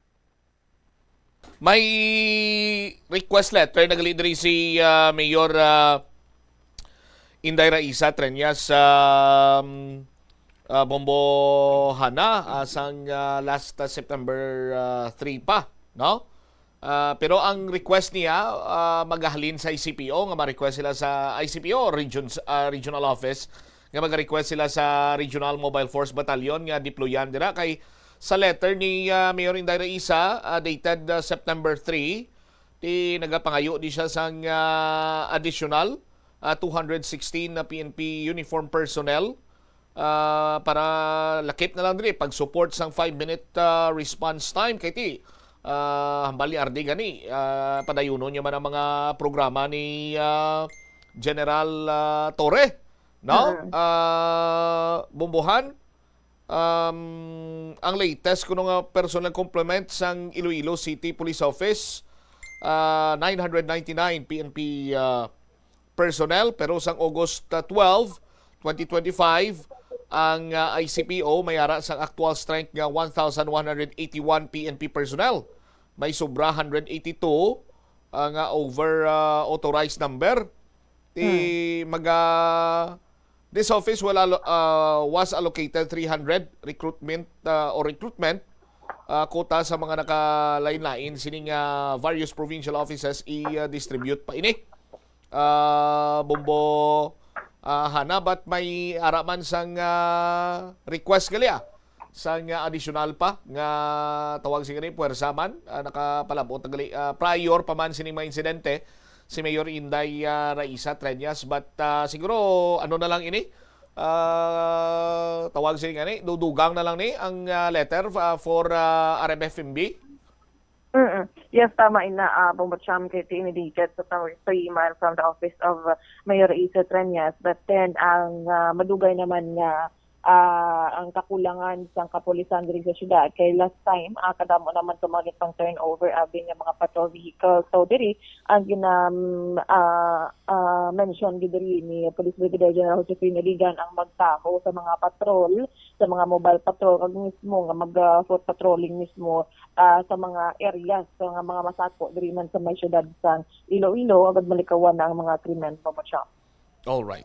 Sabat gali ni I stand corrected. Sabat ni ka region kay Mayor Inday Raisa, but nevertheless amuna ang plano subong is that pilang idugang gina-request ang ICPO sa RMFMB. Wala pa diri sang actual nga ang exact nga number, but then magadepende na sa request man ni ICPO Director Police Colonel Indicada sa RMFB natan man na Bombacham nga mag-augment sa may distrito man sang Mandurriao. All right. Ini si Bombohana Mendoza Andasa, and this is Bombo Radio Philippines, the number one and most trusted source of news and information. Basta Radio, Bombo. Salamat kid Bombo Hana Andasa sa imong siniyang report. So mayo man gani nga madugangan ang naka-deploy dira nga pulis sa bahin karon sa distrito sa Mandurriao. No, pero tiko lang taon naton may police station nga ginpang dugang gani kay naglabot kita sa 10 police station as of this time. No, diri sa main syudad sang Iloilo. Pero mas mayo pagid kun ang police visibility madamo kay isa ini sa mga makabig naton nga crime deterrent block, no? Nga kung sa diente ko makikita dira sa mga kriminal nga may mga lain nga buko, makita sila nag-uniforme sini nga pulis, nagataklos ka service firearms sini nila, ti maduwa-duwa kag eventually hindi na lang nila pagdayonon ang ila sini nga malain sini nga plano no? Sa aton sini nga mga kabumbo Ilabi pa sa mga areas nga kung saan ay gawas ang presensya sa mga tao bla. 13 minutos sa nakaligan sa takna sining alauna. May kantanan sa sining kaso sa pagpang hold up sa may distrito sa Mandurriao sa isa ka mall. Sandig sa pagpangusisa sa Bombo News team sa mga kasilingan sining suspitsado dumabudlay nga ini sila ang magpati. Do hindi sila makapati banwa. Bangod man nga way man sa malain sining record sa ila sining barangay. As a matter of fact, sinya ti kada Disyembre gani naga-gift giving para dring ila sining pamilya. No? Tido hindi kami iya makapaminsar nga mahimo sining suspect ang pang hold up. Kag anong latest sining pangusisa man sa bahin karon iya sa police station number 10 under police Captain Val Campbell. Mga natipon man sini nga balita kaupod sa kay Bombo Laika San Diego kag mismo ang asawa kuno ni retired police Colonel Cornelio Salinas ang nag-confirm nga ining suspitsado ginman nga ara karon sa kustodiya sa aton sini kapulisan amo ang nag-hold up sa iya. Mamulay ka sa report. Please go ahead. Ang mga barangay officials sa Barrio Obrero Lapos sa pagka-aresto ni Alias Koykoy suspect sa pagpasawan. Philippine Standard Time, 14 minutos nakaligad sa takna sining alauna.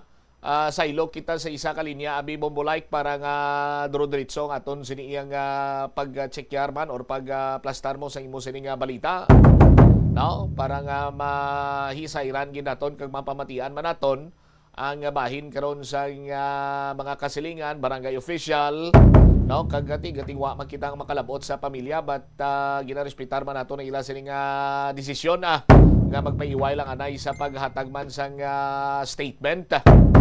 No, sa aton sinikiron niya nga mga kabumbo kung madumduman pa kagabi gindala ini sa police station number 10 or sa police station number or Iloilo City Police Office, no, sa talatapan ni Iloilo City Police Office Director Kim Ligada, Colonel Kim Ligada kagara mga nitong presensya nagpadulong gid si Mayor Inday Raisa Treñas, no, kag ang city government sandigman sa pagpahayag ni Miss Joy Fantilaga Gurusal nga nagpabutyag man nagpalabot sa pagbulig man si Mayor Inday Raisa Treñas sa pamilya sa suspitsado sa sining trauma or kung ano man ang natuga sining iya no, kagluyag man naton mahibaluan kung anong madalom sining rason nga nakomit yang pagpang-hold up.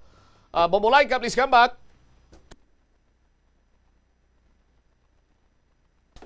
Like oras naton 16 minutos na nakaligad sa takna sila launa sa hapon diri sa palatuntunan na Bomboanay sa Udto. Bombolay ka, please come back.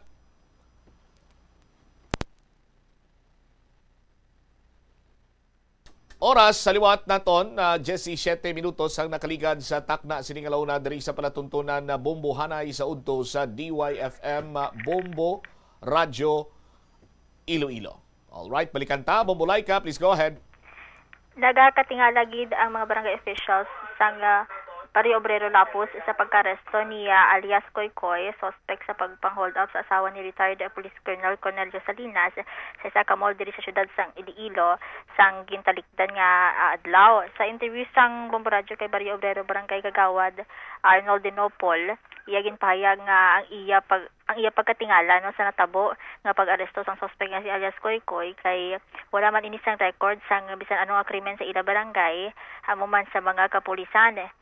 Dugang pasininga ko na silang magtanaw, may ikasarang man gid ang pamilya ni alias Koykoy kaya sunsay mga professionals ang apat sini ka mga kauturan kag ang maghatag man kuno sang ko na ang pamilya sang suspect nga si alias Koykoy ang may ikasarang man sa kabuhi ibala pombot siya amo na nga adako man ang pagkatingala sang pipila ka mga tao amo man sa mga barangay officials sa Barrio Obrero Lapos kung sa diin ang nahamtang man iya ang ang suspect nato nga si alias Koykoy.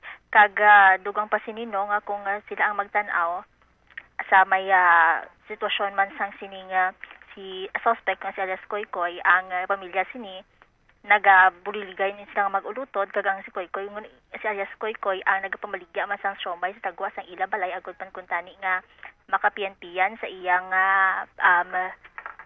asawa nga kung sa diin ini ang nagapangita sang obra sa ilang duha. Kag kaupod sini sa ila balay ang iyang nanay kag ang iyang kauturan sa may sa diin ang nahamtang man ang dental clinic sang iya sini nga utod. Kag sa karon no sa pagpamangkot man naton sa pipila man ka mga residente sa lugar, may nagaaligar nga ang ining suspect ang base kuno nalulong sa online gambling. Base kuno nga nag-abot asa ang suspect sa punto nga desperado na gid ini agud masustener kuno ang iyang hilig sa sining online gambling apang wala pa ini na confirm no, huring-huring pa lang man ini sa pipila ka mga tao sa lugar sang suspect man mismo. Kaga padayon sa gyapon ang paghihibalo naton paagi man sa pagkumpirmar sang pamilya sang suspect na si alias Koykoy. Yari pamaten nato ng pahayag ni Barrio Obrero Barangay Kagawad Arnold Denopol. Mabuot man ni wala man silang problema, duay man nakaso di sa barangay namon di. Do kadto pa kari amo na bligyan gani siumay na. Kilala gid siguro kaya ngiyan ni mga tiyo do medyo barkada ko tapos ini siya asawa ini do gobra man session tapos ang pamilya sa babae daw mayo man ni na makakaya man. Tapos ang iya gid utod di dentista. Tapos mga utod yang iba natuman sa Manila. Ano na sa kasugat dulong na sa asawa yung gabi lang na SM. Buot gid buot. Bugno ko pamilya okay daw ano man. Abo, kibot ko kay do di magpati. Si Pabla kayo na sang ila pangabuhi. Dentista yang iyang utod. Tapos ang nanay gid kilala ko gid jay nga okay man da sa palibot na nila. Dako kay pagtingala nga ang inimo yang amo na nga bagay. Sa des barangay do involved sa mga small petty crimes or ano ba way man. Wala gid. So bisa sang pagpungko namo ni nga bago kami di. Koy gurang piangyan nga ayo. Koy. Oy kita kabalo kung nano nga ginimo mo sina pro kabay pa nga manapawasa mo ni nga natabo si mo. Mura naman ba? Nabalian nato ng pahayag ni Barrio Obrero Barangay Kagawad Arnold Denopol Bombochamp. Kag hambal gani isang pipila pa ka mga taga Barrio Obrero nga kilala hindi lamang kay ining suspitsado kundi ang bugo siya sining pamilya siya kung Disyembre gani naga-gift giving pa na din sila.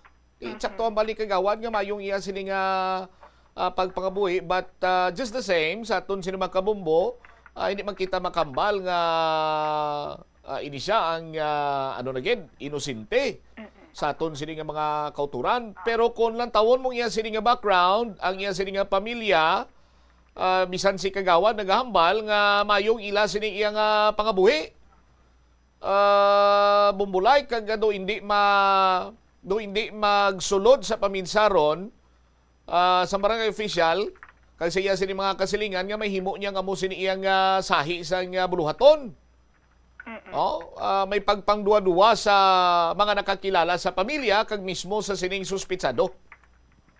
Yes, Bombochamp na mo man gani ina ang sa karon no padayon nga ginaminsar o kuno questionable kuno ini para sa pipilaman ka man nakakilala sa suspect nga ti ang basi may iban pa gani ka nga naghambal nga ti basi nagsala lang ining mga kapulisan sa pagdakop sa sining suspect apang ti ang mismo man nga pamilya sini kaga mismo man siya no ang nag-ako man sa iya mismo nga ginobra nga pag hold up sang asawa ni kung si doktora no nga asawa niya Police Colonel Salinas kag wala man ini naghatag o kung naghatag ang pamilya sang ila man nga posible rason kung paano kung nga ana obra ni alias Koykoy nga suspect sa sining pag hold up ang nasambit iya nga butang Bombochamp.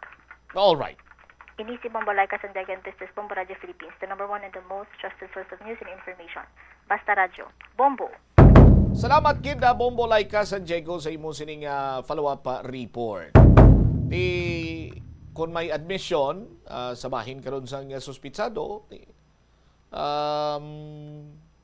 depende na lang ini kay ginatudlo gid iya sang biktima nga siya gid ang nag hold up. Pero dako nga pala mangkutanon karon kung anong rason no? Sa likod sini. Anong nagtulod sa sining suspitsado kay alias Koykoy nga pang hold up? No? Kag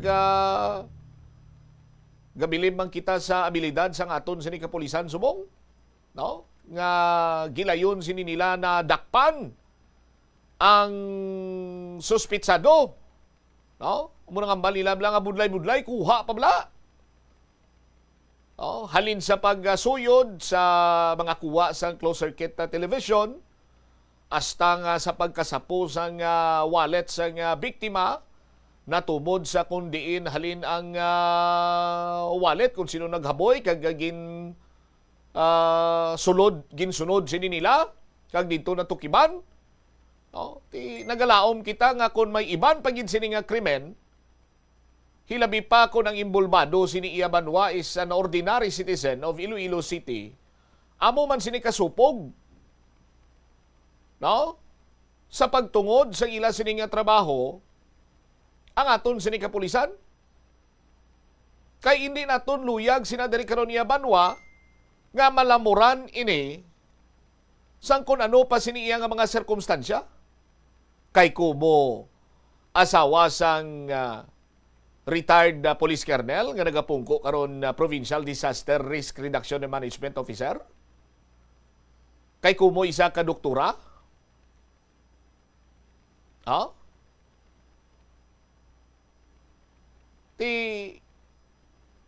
Nagalaom kita nga bisan wala sa mga kasubong sini iyang nasangat nga mga sirkumstansya sa mga posible kagway taman ng pangayo nga mangin biktima sa anuman nga sa isang krimen, amo man kung tani ni kasupog ang aton siniya kapulisan sa pagsulbar.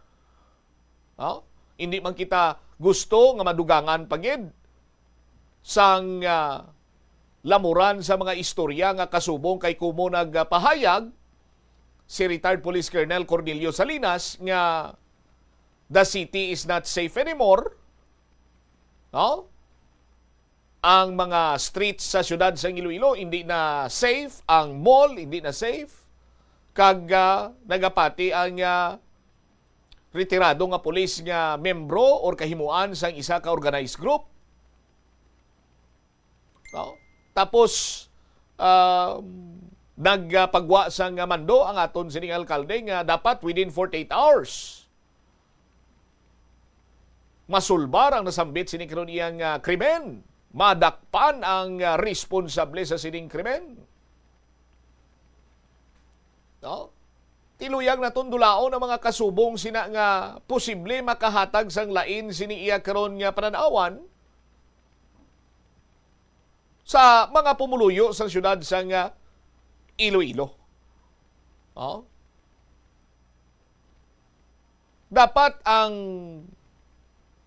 ipabilin nga imahen sa aton siniiya karon nga mga kapulisan nga bisan sino ka pa man kag kung ano man ang estado sa imo sini kabuhi, kung ikaw ang biktima, masupog kag indi pagluatan sa aton siniiya kapulisan ang pagpangita sa mga responsable sa mga naghimo sang krimen para nga ini sila ang pasabton. 26 minutos sa nakaligad sa takna sininga launa. Standby sa aton sininga mga kabumbo kay pagbalik naton. Istoryahan ta diri balaw ang pahayag sang First District Representative sang Isabela natuhoy sa taytay tubala nga narusdak sa ila sining lugar. Tiambal sang representative sang congressman paimbestigarani lakip na ang ginkantuan nga flyover ang taytay amo nang ambal ni sang kongresista sa ungka nga ginkantuan ni President Bongbong Marcos. Taytay orong ka flyover ang ginatumod ni representative ni isang kongresista nga ni. Anyway, istoryahan ta na karon sa aton sini nga pagbabalik lakip na sina diri ang bakho na siplatan or natukiban sang Bombo Radio, bakho dito sa may gina-construct bala nga flood control project sa distrito Sangharo nagtumba or natumba. Ano man, why gito sa may nagpabangon? Anong sistema to? Sa aton sinima kabumbo? Ang construction nga ni under sa Alpha and Omega nga construction firm. Nga sa idalo man, sang mag-asawa siniyang Diskaya ni Madam Sara kaga ni Sir Curly Diskaya. Anong sistema sini karon kay pinang-suspend na tong ila sini nga mga lisensyaw kag ginapauntat ang ila sini nga mga pagtrabaho. Anyway, balikan tayo na karon sa aton sini nga pagpangalagad sa gyapon diri sa palatuntunan na Bumbuhanay sa udto matapos gilamang pila ka importante nga mga panumdom. Iyari ang mga household level fire safety measures nga dapat tandaan agud makalikaw sa sunog sa balay. Hindi magbutang o kung magtipon sang flammable substance o kung chemical nga makatugas ang sunog sa kusina o kung sa sulod sang balay. Ipalayo man sa mga kabataan ang pospro kag lighters. Patya ang kalayo kag baga matapos ang pagluto sa kusina. Siguraduhon nga wala nagasungaw kag pirmi limpyuhan ang mga kerosene kag gas stoves. Tandaan, ang paglikaw sa sunog sa sulod sa balay, responsibilidad sang bilog nga pamilya. Ang kalibutan ginakabugusan sang 71% sang tubig o kun kadagatan. Kag ang kadagatan nagabulig sa pagtugas sang tubig nga aton mainom kag hangin nga aton ginahaklo. Gani aton halungan kag imentenar ang malimpyo nga ginaagyan sang tubig kag mga kadagatan. Sa masunod nga mga pamaagi. Magpartisipar sa mga organisasyon o clean up events.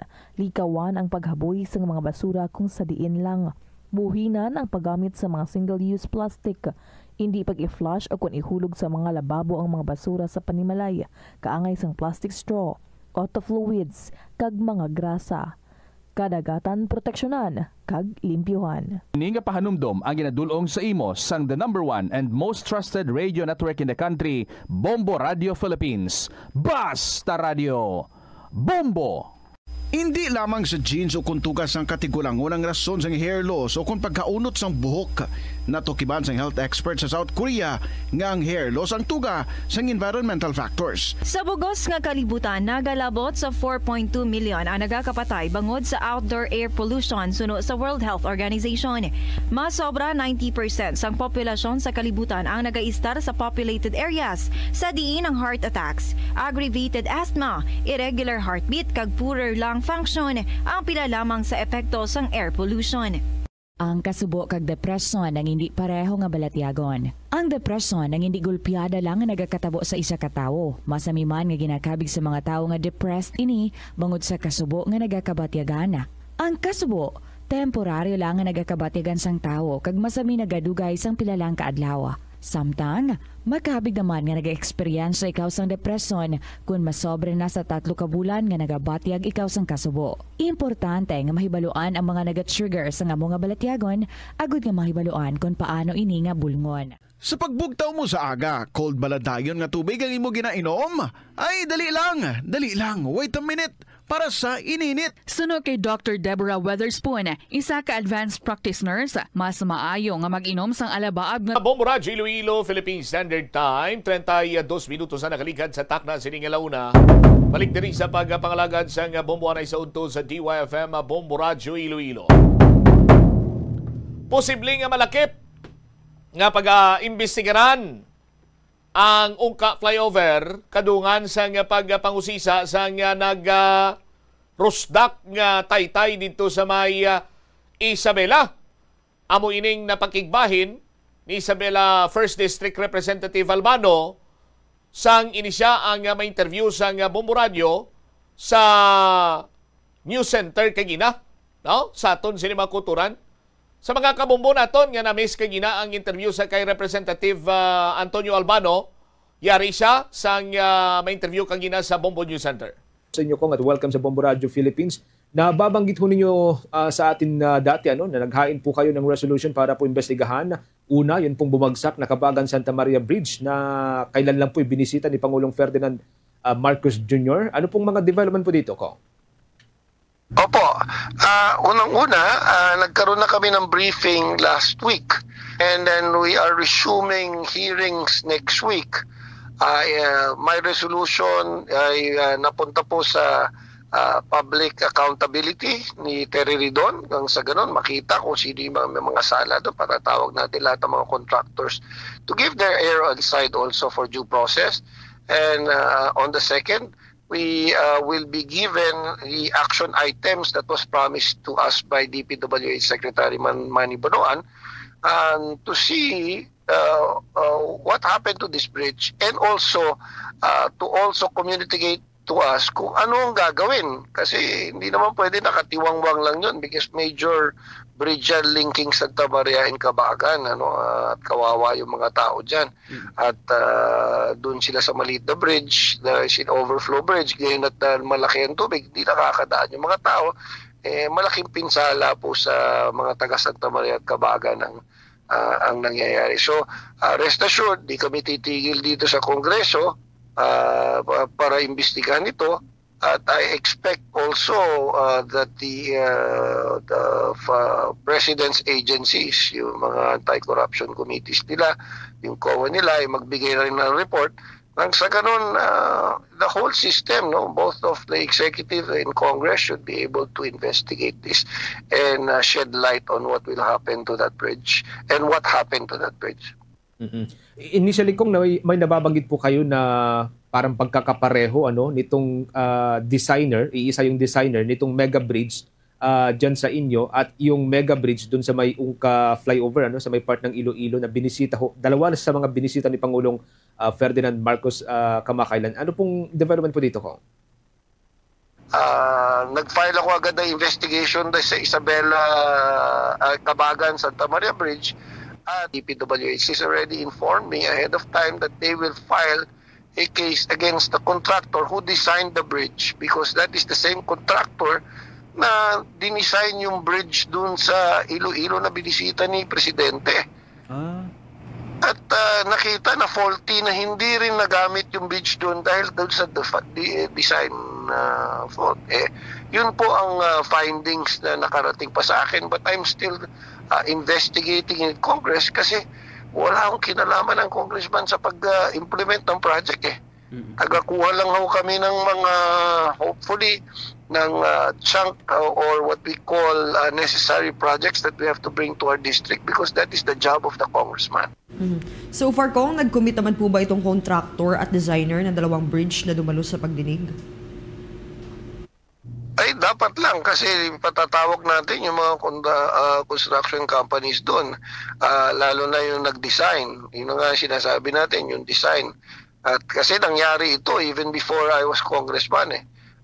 The project has been there created, I think, during Macapagal Arroyo's time, tapos Pinoy time nag-umpisa, tapos Duterte time halos natapos.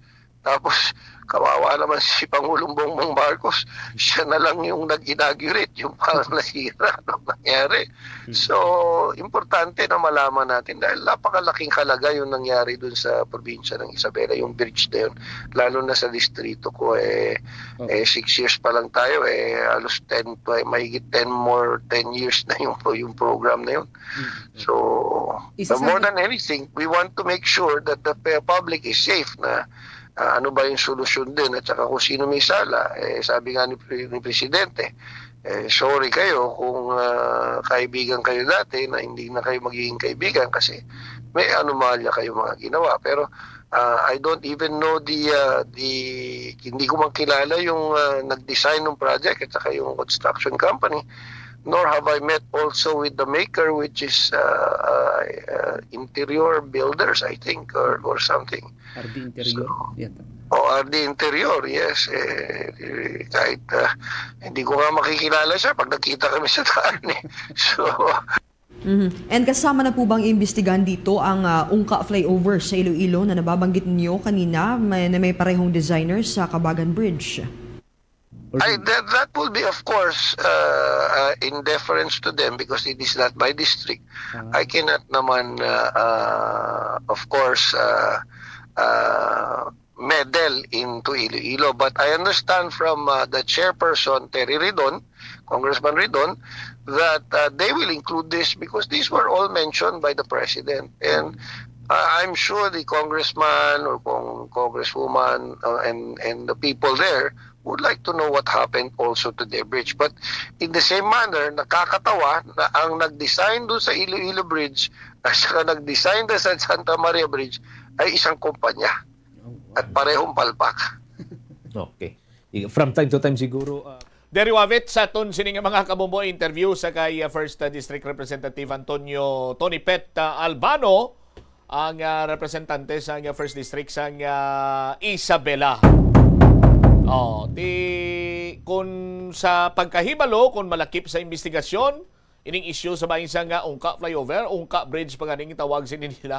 Pero tiyan mo na, malakip gid under sa committee ni Representative Terry Ridon, Committee on Accountability. Sa aton sini nga mga kabumbo, tiyan mo ning dugay na nga ginahulat-hulat sa mga pumuluyo diri sa syudad kag probinsya sa Iloilo nga mahusisa kag mimbisigaran niyo ining sa karon diri Congressman Tony Pet na gamit-gamit naman namon kay na dulo disponiran naman sini nila, pero from 860 million pesos naglabot na ni karon na 1 billion mo. Sa aton sini mga kabumbo kay may mga pag-testing to, may mga ginpanghar pa nga third party, tapos nagbidding liwat. Ang nagdaog amo mangyapon nga kontraktor. Pero ti mas mayo gini nga maimbisigaran kay ti hambal ni Congressman Tony Pet Albano. Sige ti basta na mensionar gani ni President Bongbong Marcos, malakip ni sa investigasyon. Kay kung namiguhay ta, pero may mga anomalya kamudraya, hindi na ta miguhay na yun amo nang ambal sa nga presidente mo. Nagakalangkag na gid kami diriya. Kami nga mga taga-syudad kag probinsya sa Iloilo, nga mamati, kag magbantay sa kung ano man ang mangin aplastada, sining investigasyon, ang pagkalakip sa Ungka Flyover nga may investigaran sa bahin sa House of Representatives sa Committee on Accountability. 40 minutos na nakaligad sa takna sining alauna in speaking sa mga proyekto nga makabig naton questionable bangod nga ang kontraktor nga nagpatigayon siniti nalakip man sa na-mentionar ni President Bongbong Marcos. Tapos under fire man karon ang mga tao sa likod sining construction firm.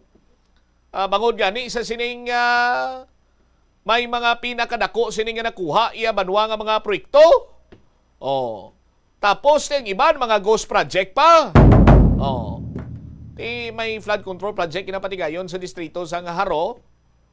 Sus natukiban to sa Bombo News team nga nagbaliskad ang ila sining nga bakho. Anong natabo to sa ila sining nga bakho kag lakip na sila diri banwa. Anong sistema anong plastada sining proyekto karon kay suspended ang lisensya sining Alpha and Omega Construction firm under sa mag-asawa sining Diskaya. Si Bombo Jomar Villa may follow-up report. Bombo Jomar, please go ahead.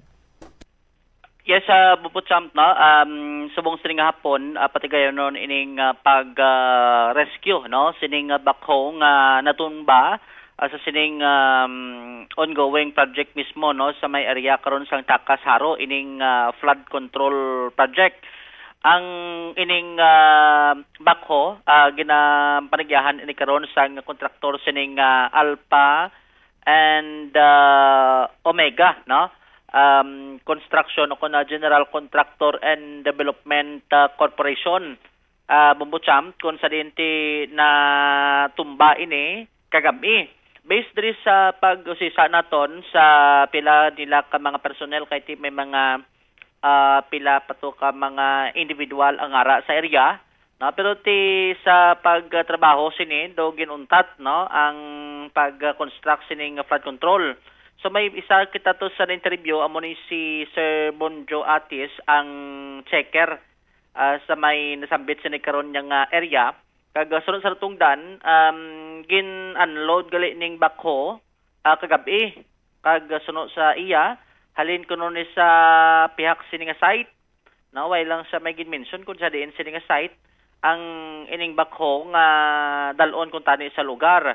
O galing ang natabo sini kay ginkarga ini siya kag samtang ginapapanaog Bombo Champ ining backhoe duay to blaman no. Way to nila matulupangdan kiti madulomol cities kabe.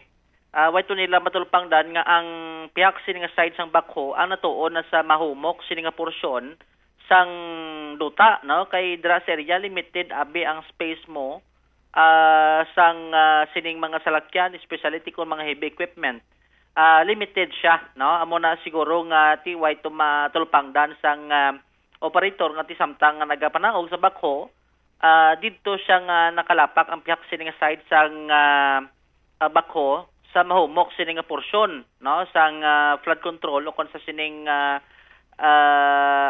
ongoing sining construction sang flood control rason nga ini siya ang na-outbalance kag natumba. So ang side sang driver o kun ang iya sining nga pertahan duay man tumatuon sa may lupa amo to nga after nga nakapanukod ti nagwa lang siya pagi to sa pertahan sang backhoe kag way man sang may napilasan abi no nga driver o kun personnel sang sining contractor karon sang Alpha and Omega Bombo Champ. So based diri sa observation man naton ti kadungan man sini kay ang nasambit sini karon nga kontraktor ang isa sa mga kontraktor no isa sa siyam sa mga construction companies nga ginaparengyahan sang kontraktor nga si Sara Diskaya no ang gin-revoke ang lisensya sang Philippine Contractors Accreditation Board o PICAB epektibo Setyembre 1. So may kantanan sini ti based diri sa observation naton way sang may nakita kita nga may nagatrabaho didto sa nasambit sining lugar. Ang ining flood control kun naton sini nga maobserbaran kay ti sa nagligad si mana ginbisita naton damo sang may nagatrabaho prior pa man sining gipagwa sining announcement sa sining pag-revoke sang ila sining lisensya Bombo Champ no ti sa subong pinasahi no dugin dugolpi labla do mamaguhan ka man nga ti golpi lang away sa may nagtrabaho ang sa may unhan ang under ya sa Goria Construction kay ti sukpunanay na mo no nga ginakayo sina nga nga porsyon sang flood control sa may takas ongoing na iya no ang project sang Goria man no flood control man dira sa sambit karon nga barangay and only ang iyalang man sang sang Alpha and Omega amo to ang way kita sa nakita sini nga may nagatrabaho abi Bombo Champ kag nagresulta ini no ang mga ang ila sini nga mga proyekto way matapos may mga kabilyada pa to nga mabuhusan no dugol pilab lang ang ginabandon do mo nang pag-observe naton nga ti way gid sang bisan isa to kay nga do nagatrabaho to sa may flood control sa may area karon sang Barangay Takas sa nasambit sini nga distrito. Aribla nung kabahin kay pakigangutan naton dre si Sir Bonjo Atis ang checker kay ti isa man to sa naghatag sa information sa aton no regarding karon sa sining na tabo nga insidente no nga pagkatumba sang ila sining heavy equipment sa may nasambit sining area.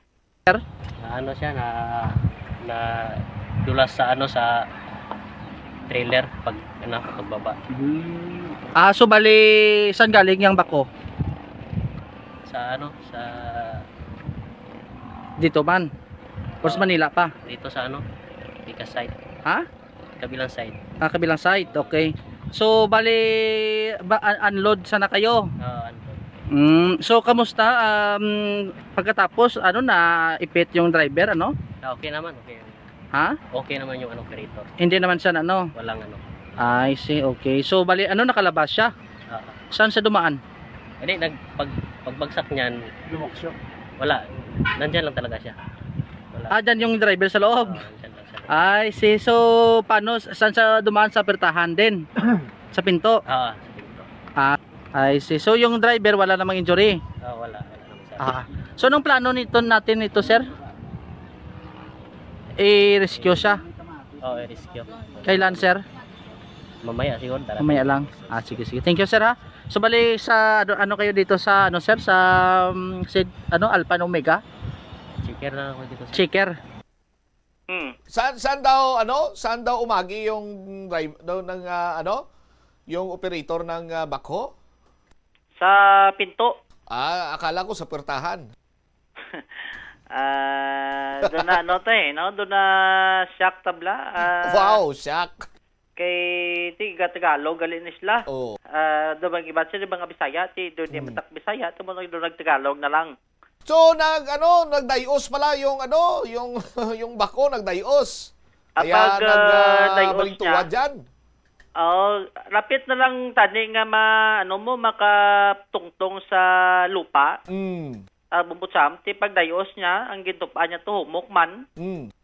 Amo to nga koy kun tig ato kuno gintupaan niya basi kun do nagbulid-bulid na tos dalom. Baka mayroong guba na yung baka guba na yung bako, hindi pa naman? Hindi man kay gintupaan niya humok man mo. Sila man ni nagkalkal, sang sining mga lupa nga dogin designa nila gintapa nila para nga ang slope la pulido. Amo na nga ginaobra nila. Lapad na ni kag laba ng ila sini nga ginumpisahan halin sa nagligad sini nga semana dodasi gani man ang ila sini nga dinasiga na nila ti kay nabalawba na to tapos ang dua kadlaw after sang State of the Nation address na balawba na to pinanglawag na to dayon ni President Bongbong Marcos. Balawba na kun di dasi ginobra. Amo gani kay paglawag to ni President Marcos kung aton sila nga obserbaran doon ay pag isang bulan ng SONA Tiyan mo na niyo may porsyon ng nasimento sa may dalom sang flood control tapos doon na palubungan naman nila ni isang sheet pile.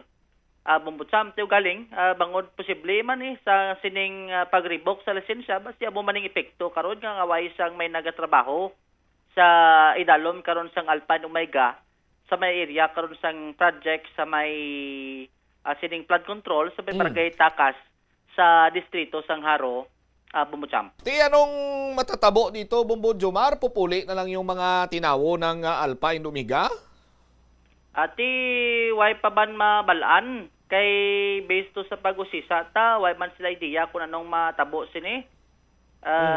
Sila sining personnel Bumbutsam, kay ang based rin sa nukatang nga information sa nagligad ko nung adlaw may mga nag-obra pa damo.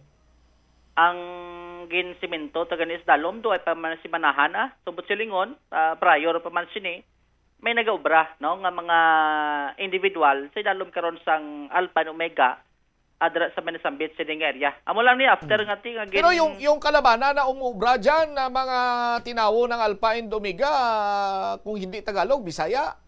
Yes. Hindi pala sila kumuha ng mga trabahante dito ng mga Ilonggo. Ti laban-laban daga dito gidi sa kalabanan siniti mga Bisaya mo. Nung nakaligad, nung may nagaobra pa diyan, ilan yung mga nagaobra diyan? Ang naobserbaran natin, Anong naobserbaran nimo? Siguro mga more or less may pulo. Mga pulo yung nag-uubra dyan?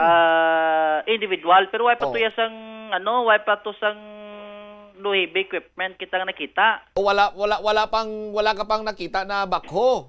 Kay that time doga sitada sang sang mga kabilyada sa pundasyon sang flood control. Di ba yung yung purpose ng backhoe is mag-kot-kot ng duta? Mag-kot-kot kag mag-plastar sang sang kay hindi niya direktang slope ya mo. Sang flood control una so, may slope sa dalom. So yung hihimuin ng backhoe is bubutangan niya ng lupa na parang sliding. Sliding kag dumeno siya, dumay pwede kaya katindog tos dalom. Sa tunga-tunga. Nga pwede mo yan pwede ka kalakat-lakat, no? Pero tiway pa ba na siya kay do puro lupa pa lang, way pa siyang simentado. Nga porsyon sa nasambit sini karon yang area Bumutsamp. May ato kay na nakita kita do duwa kabilog dito sa barracks. Tiway man sila sa duway man sa may command pa sila kung mag-start sila sa trabaho, kung anong plano. Anong ginagawa nila sa sulod ng barracks?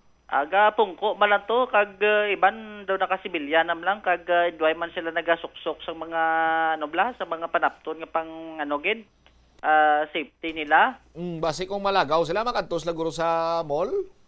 Why man, di man? Hindi man na. Do pang malang sa bilyan sa gulay. Do pang balay, do muna. Oo. Pang balay. Sa aton sa di nga mga kabumbot. Yan mo nang observation naton. Way pambalaan kung anong rason posible nga gin sa pag revoke sa lisensya mo nang away sa pinagatrabaho na sa iya kang Alpha and Omega. Bumutsamp. So, walang tawon tani kay way man kung way ka na lisensya, Bumbo Jomar, kung suspendido imong lisensya, mag-ubra ka na karon, illegal na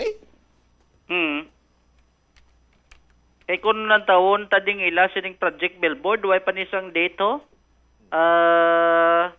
kung saan o siya na nag-upisa kag completion date. Karon kung kumplito na mabalaan na kung saan o dapat inumpisan kung saan o matapos kag kumpila na. Kag may budget ni siya nga 144 million sa idalom sang Alpha and Omega General Contractor and Development Corporation. Bumutsamp. Do mga 200 meters estimated naton ang kalabaon sini sang flood control. Bitagan ni Iligado, mga 1 kilometer kay sa puntat yugli yan nato sa Goria. Nga muning may mga personnel karon nga nagatrabaho. Sige to ya trabaho sa unahan. Sige to ya trabaho. Ang F Goria damo sila sa mga nakita kita to nga mga kaya ang ila sini nga gingamit sa flood control bla iba niya buhos mo. Oo. Ilaya do mga may design na blado na humana sa semento. Prefabricated. Prefabricated tapos dugin na puzzle lang siya. Bumutsamp dugin nilang design to sa piyako sa timbang sining side sang slope. Do mo nang design. Pero butla kun sa Alpha and Omega mo man kidway kita sa nakita tong mga amuman sina nga mga pamagi. Sa paghimo Manila sang kung ginamix kla pa lang simento Why pa din na padala? Basi ko buhos man. Ibusa nila do mo na ang paghimo nila sa flood control. Galing ti why pa man sa nagatrabaho mo, why pa makita kung paano nila ni nga mahimo.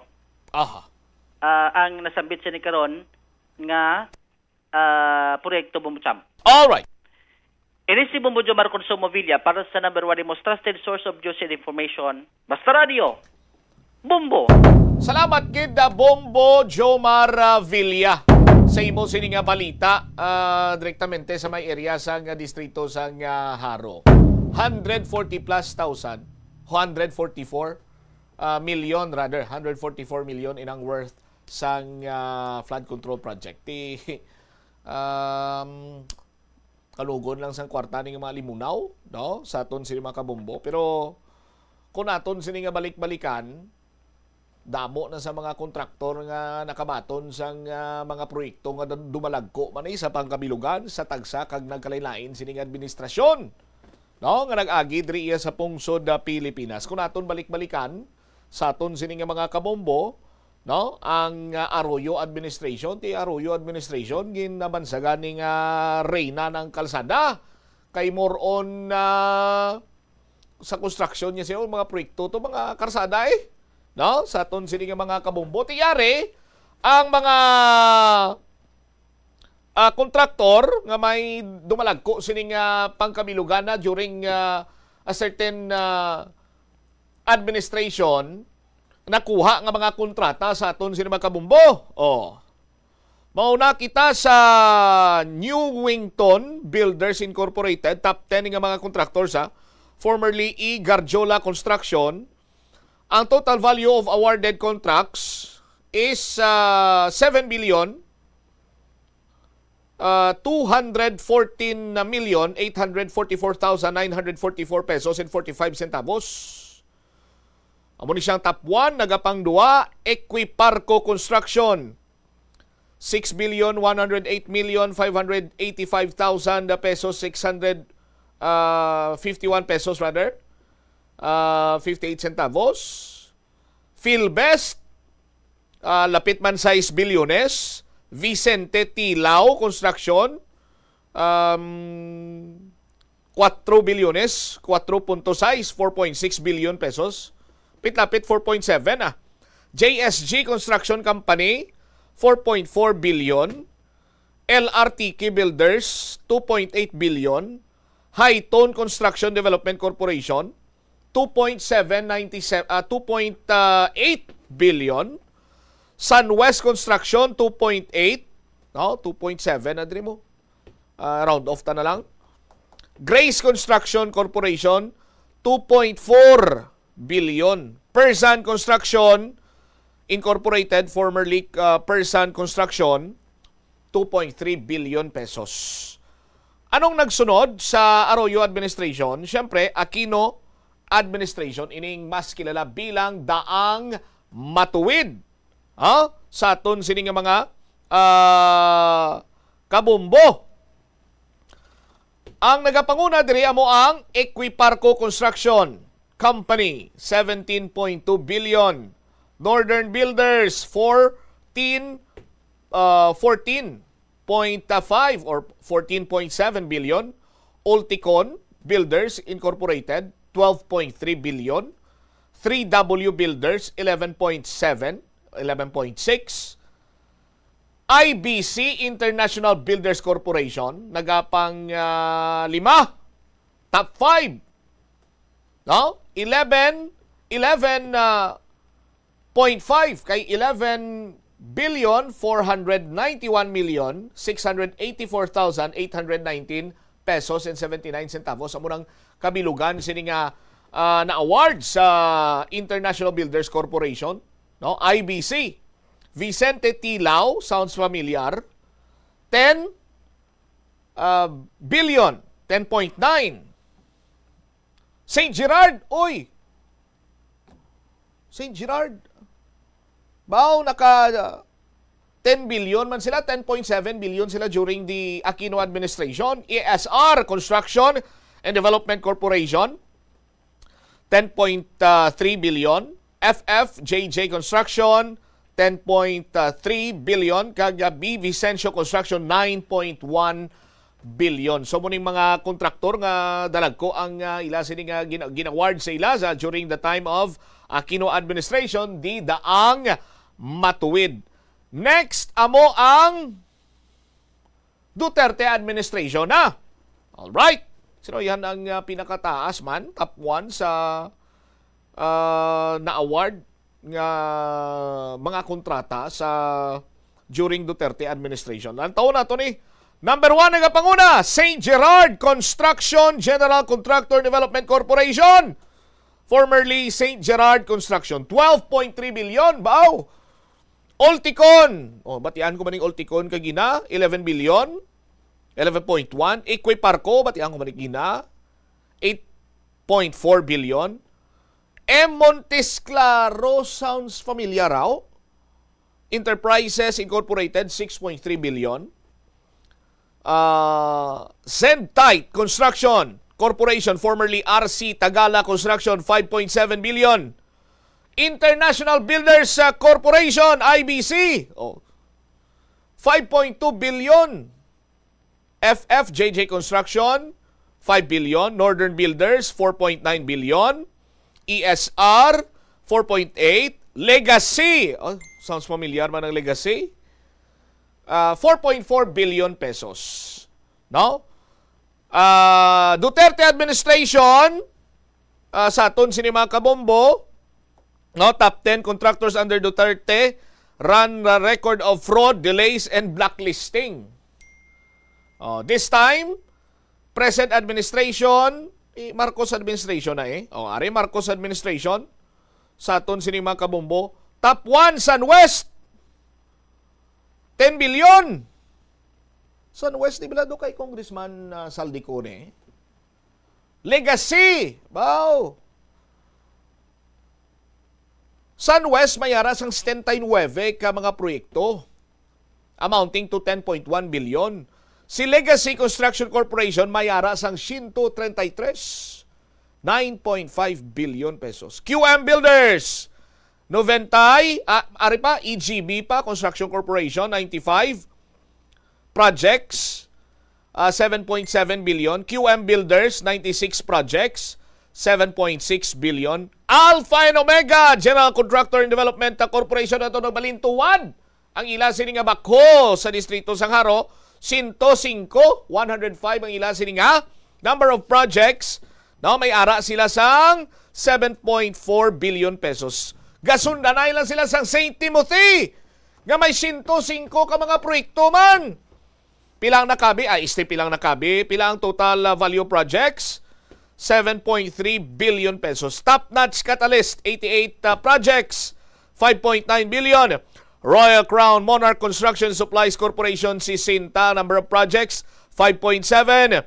Equiparco ba? Grabe ka bang ugat Equiparco ba? 37 projects, 5.7 billion.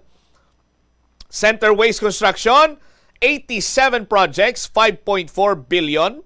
MG Samidan Construction, 60 projects, 5.2 billion. LRT Builders Incorporated, 59 projects, 5.2 billion. Hightone Construction, 61 projects, 4.8 billion.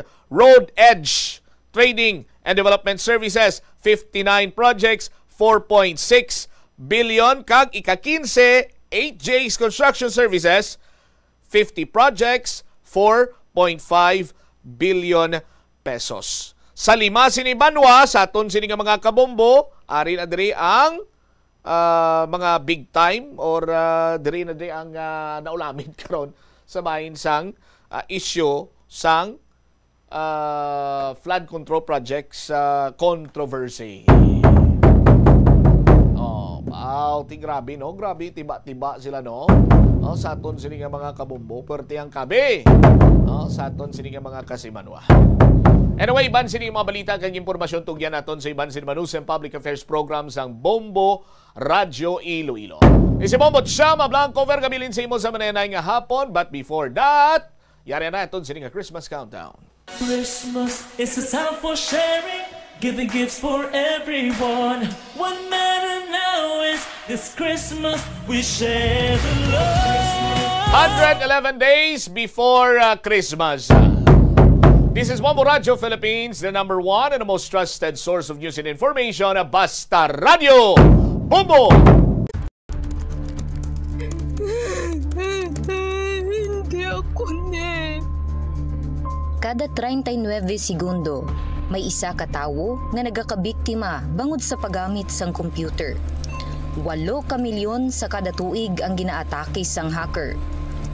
Likawan ang mangin isa sa biktima, mangin mahinalungon sa mga ginapanghatag nga impormasyon, protektahan ang kaugalingon, paggamit sang internet pasangkaron. Ini nga pahanumdom ang ginadulong sa imo sang the number one and most trusted radio network in the country, Bombo Radio Philippines. Basta Radio!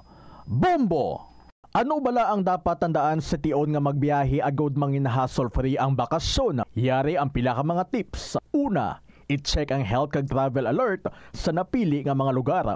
Ikaduwa, magpili isang safe nga accommodation. Mag-research ka magbasa sa mga reviews sa napili nga lugar antes mag-book. Ikatatlo, siguraduhon nga may nagagana nga mobile phone. Ang tanan nga mga upod agod mangin mahapos ang komunikasyon sa tion nga madula o kung kinahanglan nga magbulagay sa dalan. Be prepared in case of emergencies. Siguraduhon nga may backup nga emergency plan nga may medical reimbursement sa tion nga may maospital bangod sa aksidente. Ini nga pahanumdom ang ginadulong sa imo sang the number one and most trusted radio network in the country, Bombo Radio Philippines. Basta Radio! Bombo! Panugyan na rin sa eksperto kon kwarta ang paghambalan. Apesar limitado ang imo abilidad nga mag-invest, ang gamay nga contribution sa investment accounts ang makabulig sa imo nga maggamit ang earned money nga maka-generate sang dugang nga income. Ikonsiderar ang pagbukas ng retirement account o kon iban nga investment account. Ini nga pahanumdom ang ginadulong sa imo sang the #1 and most trusted radio network in the country, Bombo Radio Philippines. Basta Radio Bombo! Yari ang mga simpleng nga paagi agud makakinot sang tubig. Tinguba ang mga lalabahan kag tinguba man ang pagpanglaba. Ang pagpanglaba sang isa ka bes sa isa ka semana ang nagakinot sang naglabot sa 50 litro sang tubig. Kung nagagamit sang washing machine, iset ini sa mas manubo nga wash cycle. Makakinot ka na sa tubig, makakinot ka pa sa enerhiya. Nga ginadubilian ang illegal nga droga. Makamamatay. Ang nagagamit sang shabu posible mapatay tungod sa cardiac arrest o kung hindi gani tungod sa drug overdose. Makaguba sang lawas. Makadulot ini sang pagkaguba sang kidney o kung pag-angkon Plus wala di Iloilo, Billboard of Activities for August 31 to September 6, 2025. Ang Septyembre 5, amo ang first Friday of the month. Ang 3 sa 12 ka mga promesa ni Jesus nga ginhambal pinagi kay Sister Margaret Mary Alacoc para sa tanan nga mga devotees in Sacred Heart of Jesus. I will establish peace in their homes. I will bestow abundant blessings upon all their undertakings. I promise you, in the excessive mercy of my heart, nga ang akon all-powerful love ang igahatag sa tanan nga magabaton sang Holy Communion sa first Fridays sa some ka consecutive months. Ang grasa sang final perseverance. They shall not die in my disgrace, nor without receiving the sacraments. Ang akon divine heart, amo ang ila mangin safe refuge in this last moment. In line with this, ginaagdang tanan nga mag-attend sang First Friday Mass to honor the Sacred Heart of Jesus sa El Puente or the Bridge sa Septyembre 5, 2025. Mag-aumpisa alas 5:30 sa hapon. Napunan sang excitement kag overflowing with enthusiasm. Ang Valhalla Band ang natalanan nga maghatag sa inyo sa isa ka great musical show sa concert at the Plaza, kicking off alas 6 ng gabi sa Septyembre 6, Sabado. Sa tion sa musical show, napulo ka mga matahom nga Plazuela de Iloilo, special edition mags kag madamo pa nga iban ang igaparapol sa mga suki sang Plazuela de Iloilo. Sa September 7, Domingo, ginaagdang tanan nga mangin kabahin sa Eucharistic celebration nga pagahiwaton sa El Puente or the Bridge sa among adlaw alas 11 sang aga. Sa tion sang Holy Mass, ipangamuyo naton sa Ginoo nga i-remind ang mga lideres sang aton pungsod nga ang ila power is meant to uplift the lives of the common people, not to destroy it. Plazuela de Iloilo, we remain to be one with you in a common hope for a better community and a progressive country in 2025. Ang Rural Bank of Leganes ang una, subong Queen Bank na. Ininatigayon pagi sa Bangko Sentral ng Pilipinas. Monetary for Resolution Number 556 nga napetsahan Mayo 29, 2025. Ang Queen Bank Leganes Branch ang magadala sa inyo sang mas mabakod kag mas komprehensibo nga serbisyo, kaangay sang mas malapad nga selection sang loan kag deposit products and services. Mas matawhay nga transactions, access sa nakalinlaing nga mga branches sini kag ATMs, enhanced mobile banking services, QRPH, nagabaton bills payment sang Ileco 1 kag 2, More Power, Metro Pacific Water, Bayad Center, Western Union, kag nagabakal, subong man nagabaligya sang US dollar sa competitive rates, sumugod Setyembre 1, 2025. Ini ang ika-21 nga branch sang Queen Bank sa Bugos nga Pilipinas, kag may resources nga nagalabot sa 4.2 billion pesos. Sa dugang nga kasayuran, bisitaha ang Queen Bank Leganes Branch sa Hain Bustamante Poblacion, Leganes, Iloilo. Ukon bagtawag sa landline 033-329-7900, 033-329-7900, kag sa mobile number 0920-987-1459, 0920-987-1459. Queen Bank Business Banking, member PDIC, BancNet, Bangko Sentral ng Pilipinas, kag Florete Group. Ginapahibalo sa mga depositors kag iban pa nga mga kliyente sang Rural Bank of Leganes nga magkadto sa Queen Bank Leganes Branch para ma-update ang inyong mga dokumento. Queen Bank, Leganes Branch. No noon break and open on Saturdays. The Farmers Bazaar, your traditional public market with the touch of Plazuela Dos, ang isa ka lugar nga gintukod sa tion kag sa kasagsagan sa COVID-19 pandemic nga may tinutuyo nga maghatag sa imo sang safe marketing experience. Subong nga ang COVID-19 hindi nagidman dako nga pamahog kag nagapakadto na kita sa next normal. Rest assured nga ang Farmers Bazaar will further evolve agud yung magpadayon sa paghatag sa inyo sing satisfying marketing experience. The Farmers Bazaar. Sa lower level, tara na pahamtang ang fish, poultry, kag meat section para naman sa inyo mga kinahanglanon nga prutas, utang kag iban pa, magbisita sa upper level, pinaagi sa paggamit sa hagdanan o kung sa pagkadto direkta sa parking lot. The Farmers Bazaar, your traditional public market with the touch of Plazuela Dos. Congratulations sa isa sa mga studio winners ng Swerte sa Palengke ng Bombo Radio at Star FM. Third prize winner. Yes, hindi nga mabaton 3,000 pesos nga cash prize. Morning, Bombo Doni. Congratulations, Gid, sa imo. Thank you, Gid. Ano ganing aton kompleto nga pangalan? Nancy De Los Reyes, taga Barangay Baldosa. Pas. 3,000 pesos sa imo sining nga mga kamot. 1,000 pesos, 2,000 pesos, 3,000 pesos. Bakal sa kinanglanon sa balay kag ipang grocery para nga ang mga prop ihulugon man luwat para sa grand draw. Ginagda ko ang mga barangay ko sa Baldosa, Lapas, kag ang tanan niya nagapalamati nga kamo maghulog man sang inyong entry. Kay nagahilapit na gid lang ang grand draw, damuon yung gid ang inyong entry kay ako mahulog pa man gani liwat basi pa lang majakpatan. Basta Radio, Bombo, Star FM. It's all for you.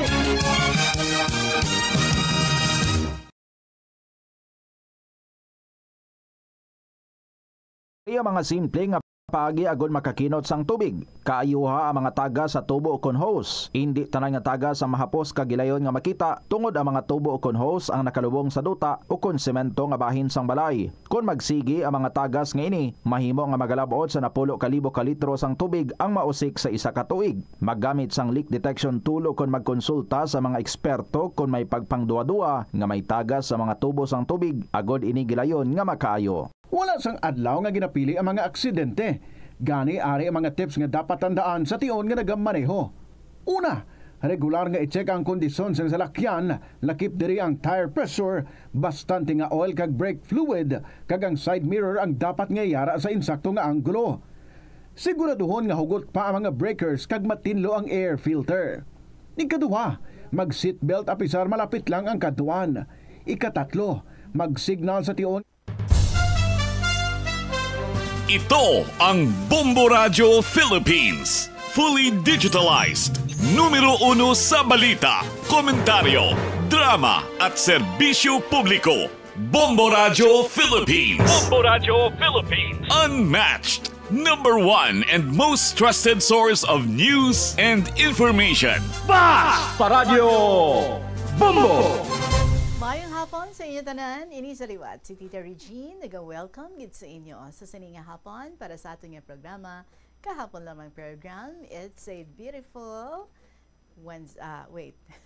beautiful Friday, September 5, 2025, nagatalang na ang akong mata. Anyway, kita ang updanay sa sininga hapon and maga-enjoy kita sa mga istorya in store for us this afternoon. And sa may mga ara man dira nga mga istorya nga luyag nga i-share diri sa kahapon lamang program, pwede nga ma-email sa bombo_iloilo@bomboradio.info or isulatan ni padala sa kahapon lamang program DYFM Bombo Radio Iloilo, Sky City Tower, Mapa Street, Iloilo City. Kung may mga ginakawilihan, may ginaobra, may ginatapos, go lang. Samtang sige ang pamati diri sa kahapon lamang program. So ari naton ang bahanon para sa inyo tanan from Dante Beriong, Kabuhi, sang Kabuhi ko. Welcome sa KLP, kaupo dinyo si Tita Regine.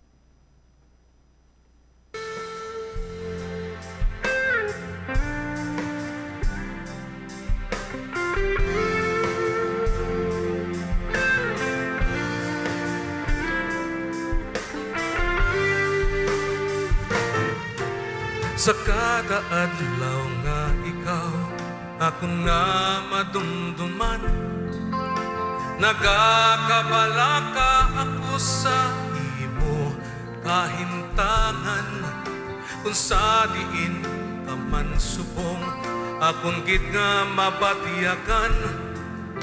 Ikaw sa gihapon ng ginahuptan sang akon nga dugha, kayang akon nga pagpalangga sa imo hindi na gid magbag-o. Sa malayo ka man no diri sa akon luyo, ang akon nga paghigugma sa imo hindi na gid magbag-o. Ikaw ang kalipay sang kabuhi ko.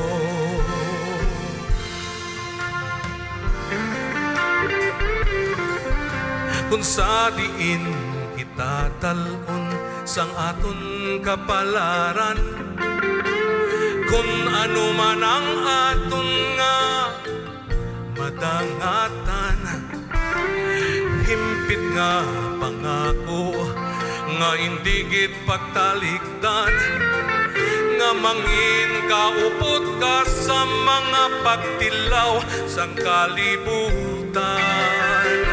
Kayang akon nga pagpalangga sa imo hindi na gid magbago. Sa malayo ka man no diri sa akon luyo, ang akon nga paghigugma sa imo hindi na gid magbago. Ikaw ang kalipay sang kabuhi ko. Sa pagsalop kag sa pagbutak sang adlaw, dala ang tuman nga kahitlaw. Padayon nga ikaw akon nga hulaton sa akon tagipusoon.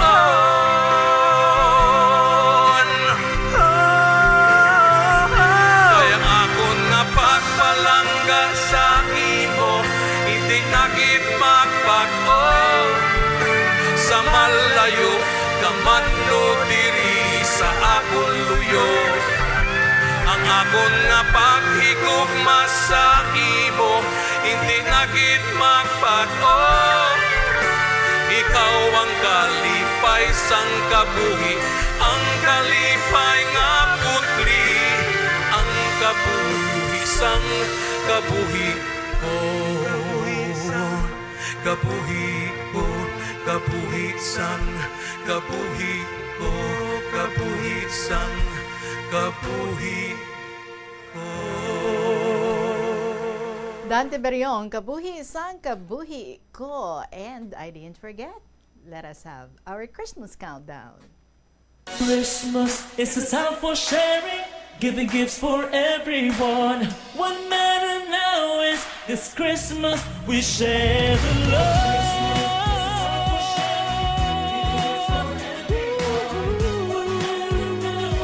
This Christmas we share the love.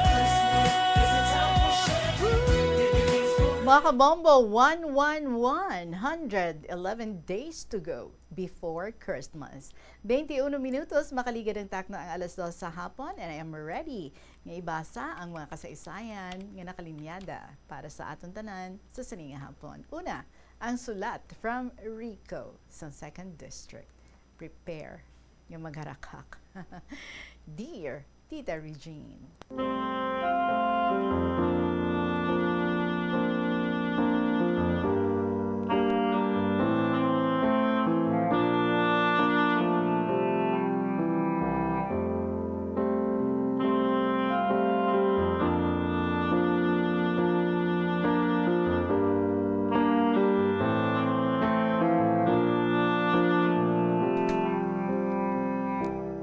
Mayong hapon tita, kag sa tanan-tanan nga tagpalamati.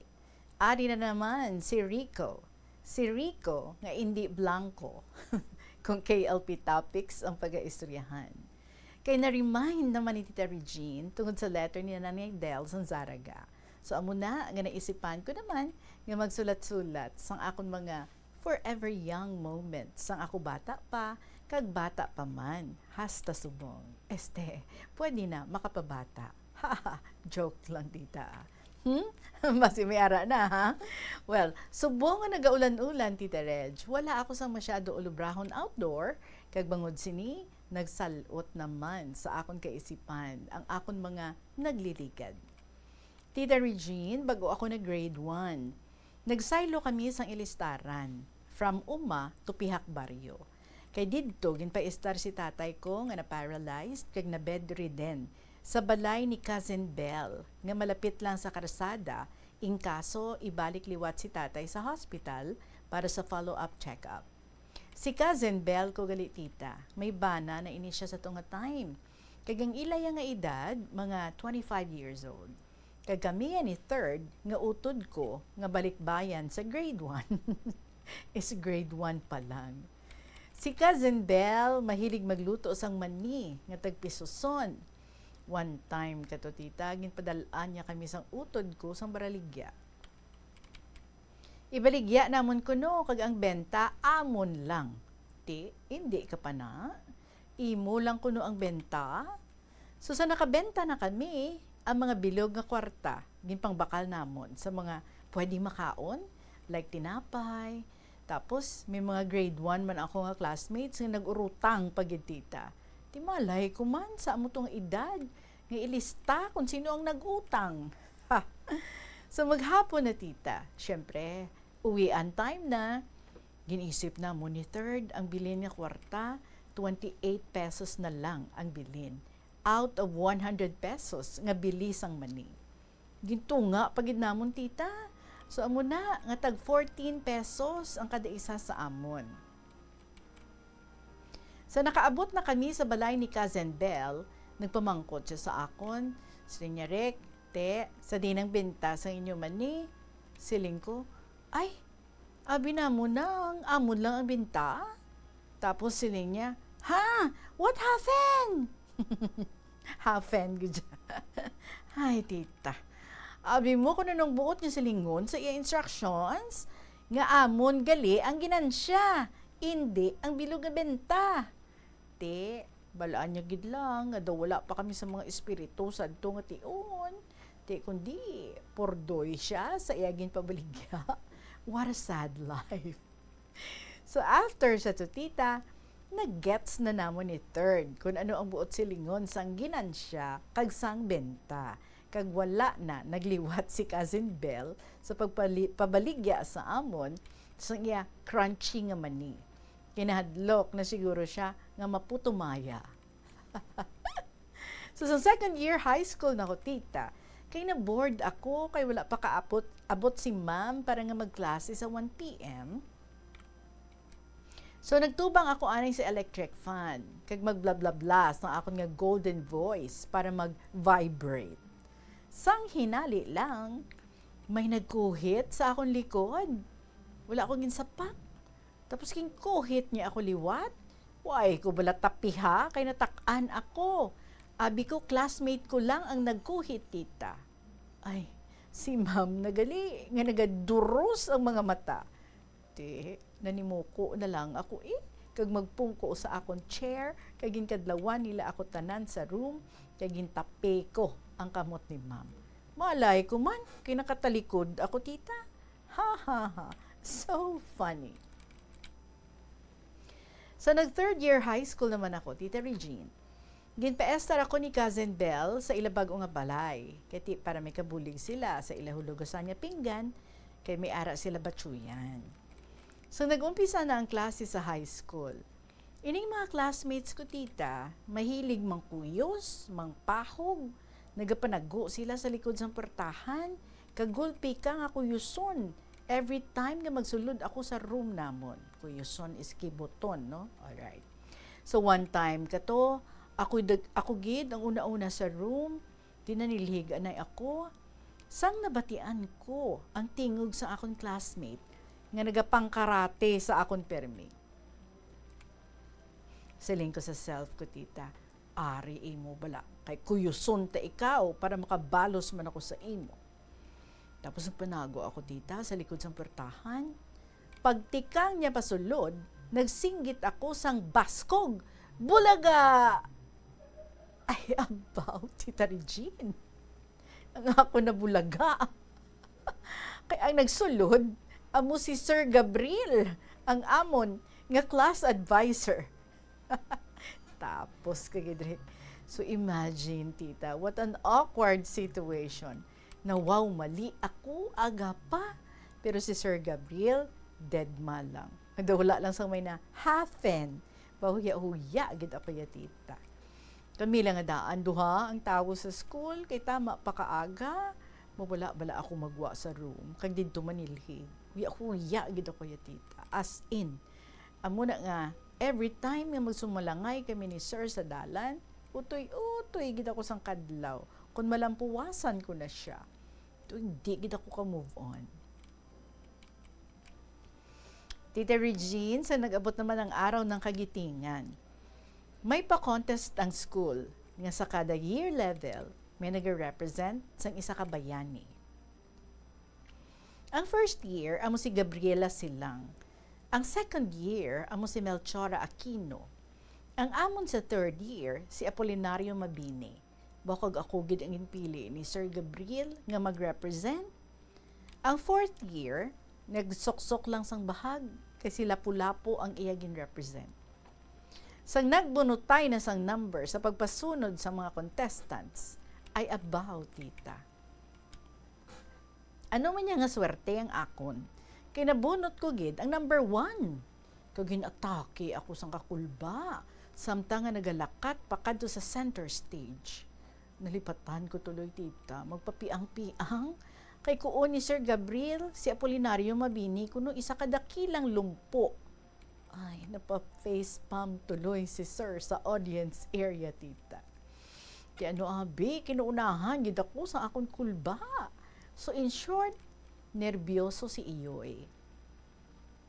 Ginbawi ko na lang sa talent portion with energetic dancing. Mayad gani, kay nag-clap-clap man sila sa akong performance. Nga di halata, nga wrong ang mga steppings.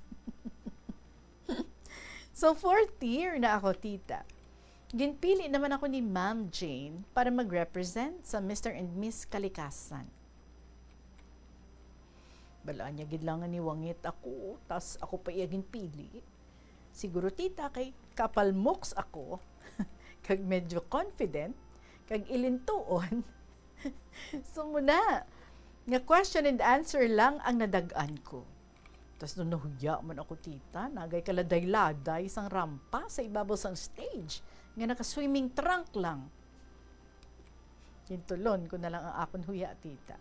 Kag magsiling nga, pala na, do or die Samtang looking criminal ang facial expressions, kag doon nabatian ko pa sa audience sa area nga may nagsiling, ay, amo na ila ko. Excuse me.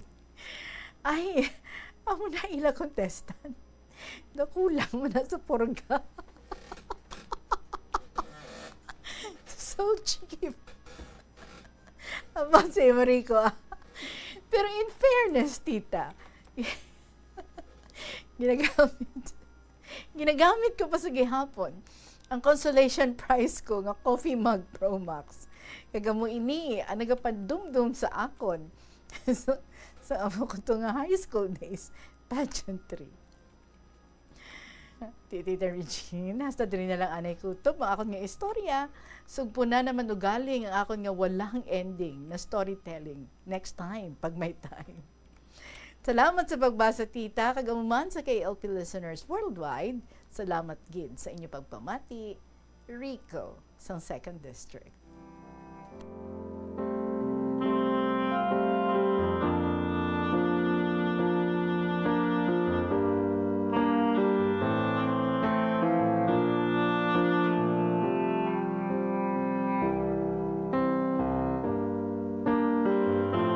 Ambot sa Madarico.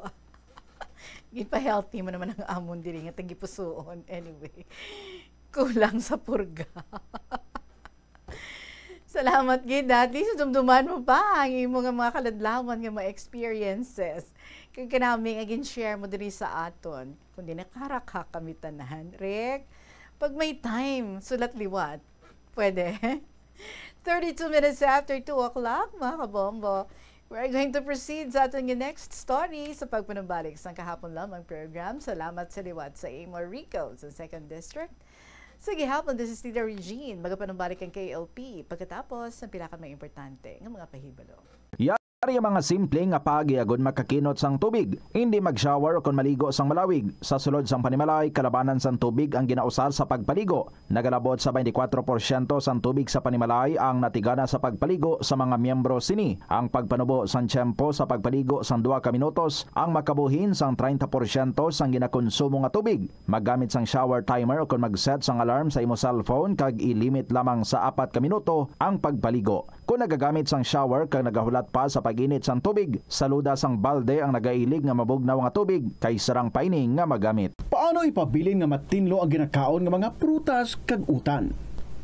Dapat nga regular ang paghugas ng kamot nga may habon sa sulod sang 20 segundos bag-o kag pagkatapos mag-uyat sang anuman nga butang.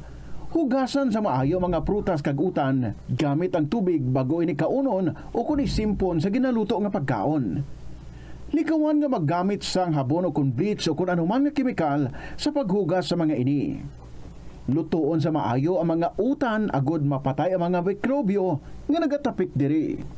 Kung ikaw may ubo o kun sipon, mas maayo nga itugyan na lang sa iban nga miyembro sang pamilya ang paghanda sang pagkaon agud malikawan ng cross-contamination.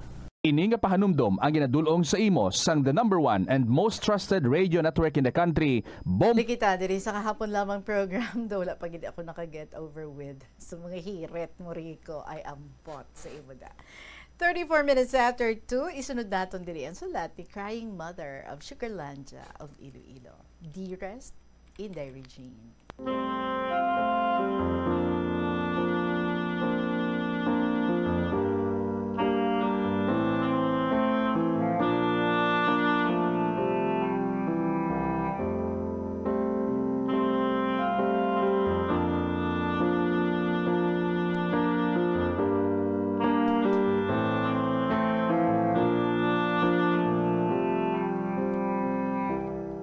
Panamyaw ko sa liwat kanimo sa mga maukod mo nga tagpalamati, mga supporters, kag sa katapo kan numero 1 nga estasyon ang Bombo Radio. Inday Regine, abi mo nalingaw dugid takon kadyang imo programa. Gani, jaduman si Crying Mothers and the Sugarlandia of Iloilo, magapasakop duman ka akon kasaysayan nga may hashtag. Ang balon sa dahon nga ginasulod sa basket nga libon. Inday Reg, basi hindi timo, kadya ka intindi, kakahulugan ka akon hashtag. Hehe. Gani umpisahan ko doon para mahangpan mo, kag sa tanan nga nagapamati. Ginbunag ako sa kalibutan, nga sa miserable nga pangabuhi. Giakon ginikanan, lunsay imol pa sa daga. Waay si tatay katapak bisan grade 1. Si nanay, grade 3 lang. Pareho sanda nga waay mantigin panubli, bisan isa kapasi o puhunan sa anda ginikanan. Nagpinamata sanda nga baka-baka gid panarabaho sa lupa, para may isagod kanamon nga 7, kag ako ya subang. Inday Regine, akon i-describe yaamon pagpangabuhi. Man, sobra pa sa ati. Lusbuton ya amon atop nga kugon. Ginagarab daan ni tatay sa bukid ya kugon, kag amo daay ya ginaatop sa balay namon. Ya amon dingding, kawayan nga gintadtad. Ya amon salog, kawayan man nga tinagik inday. Waay ginagamitan kalansang, ginatagik gamit yan nito nga ginabuol ni tatay sa bukid. Inday ya amon kaldero, kuron. Ginatakluban lang kapinggan nga sartin. Yaamon surudlan katubig nga rimnan, banga nga nahuman sa lupa. Yaamon pinggan nga sartin, ang puti bala karang una inday, ilamdo karon daway dun takon ti makita kadaa sa market. Man inday, sa kabuhayon nga gamit ka pinggan nga sartin, nagakalubo daa, kung may sabaw ya imo ginakaon, nagaturo. Tingala ka lang, nadasig mahubas ya sabaw sa sinamo mo. Indaya ginahimo ni nanay, ginasulda na daa sa suga namon nga kingki. Gamit ya plastic para mahalpan niya lubo o buslot. Abaw inday, ya inagyan kasulda, maitum Kalain dun itsura daad, paiti. Way kami tigamiton, kung ihaboy dulang ato. Yaamon baso, pira kanahot, nga plastik, nga ginaburulusan lang namon, kay tiduro kami. Amuday ang senaryo, sang kami magagmay pa. Sang 1974, grade 4 doon ako inday.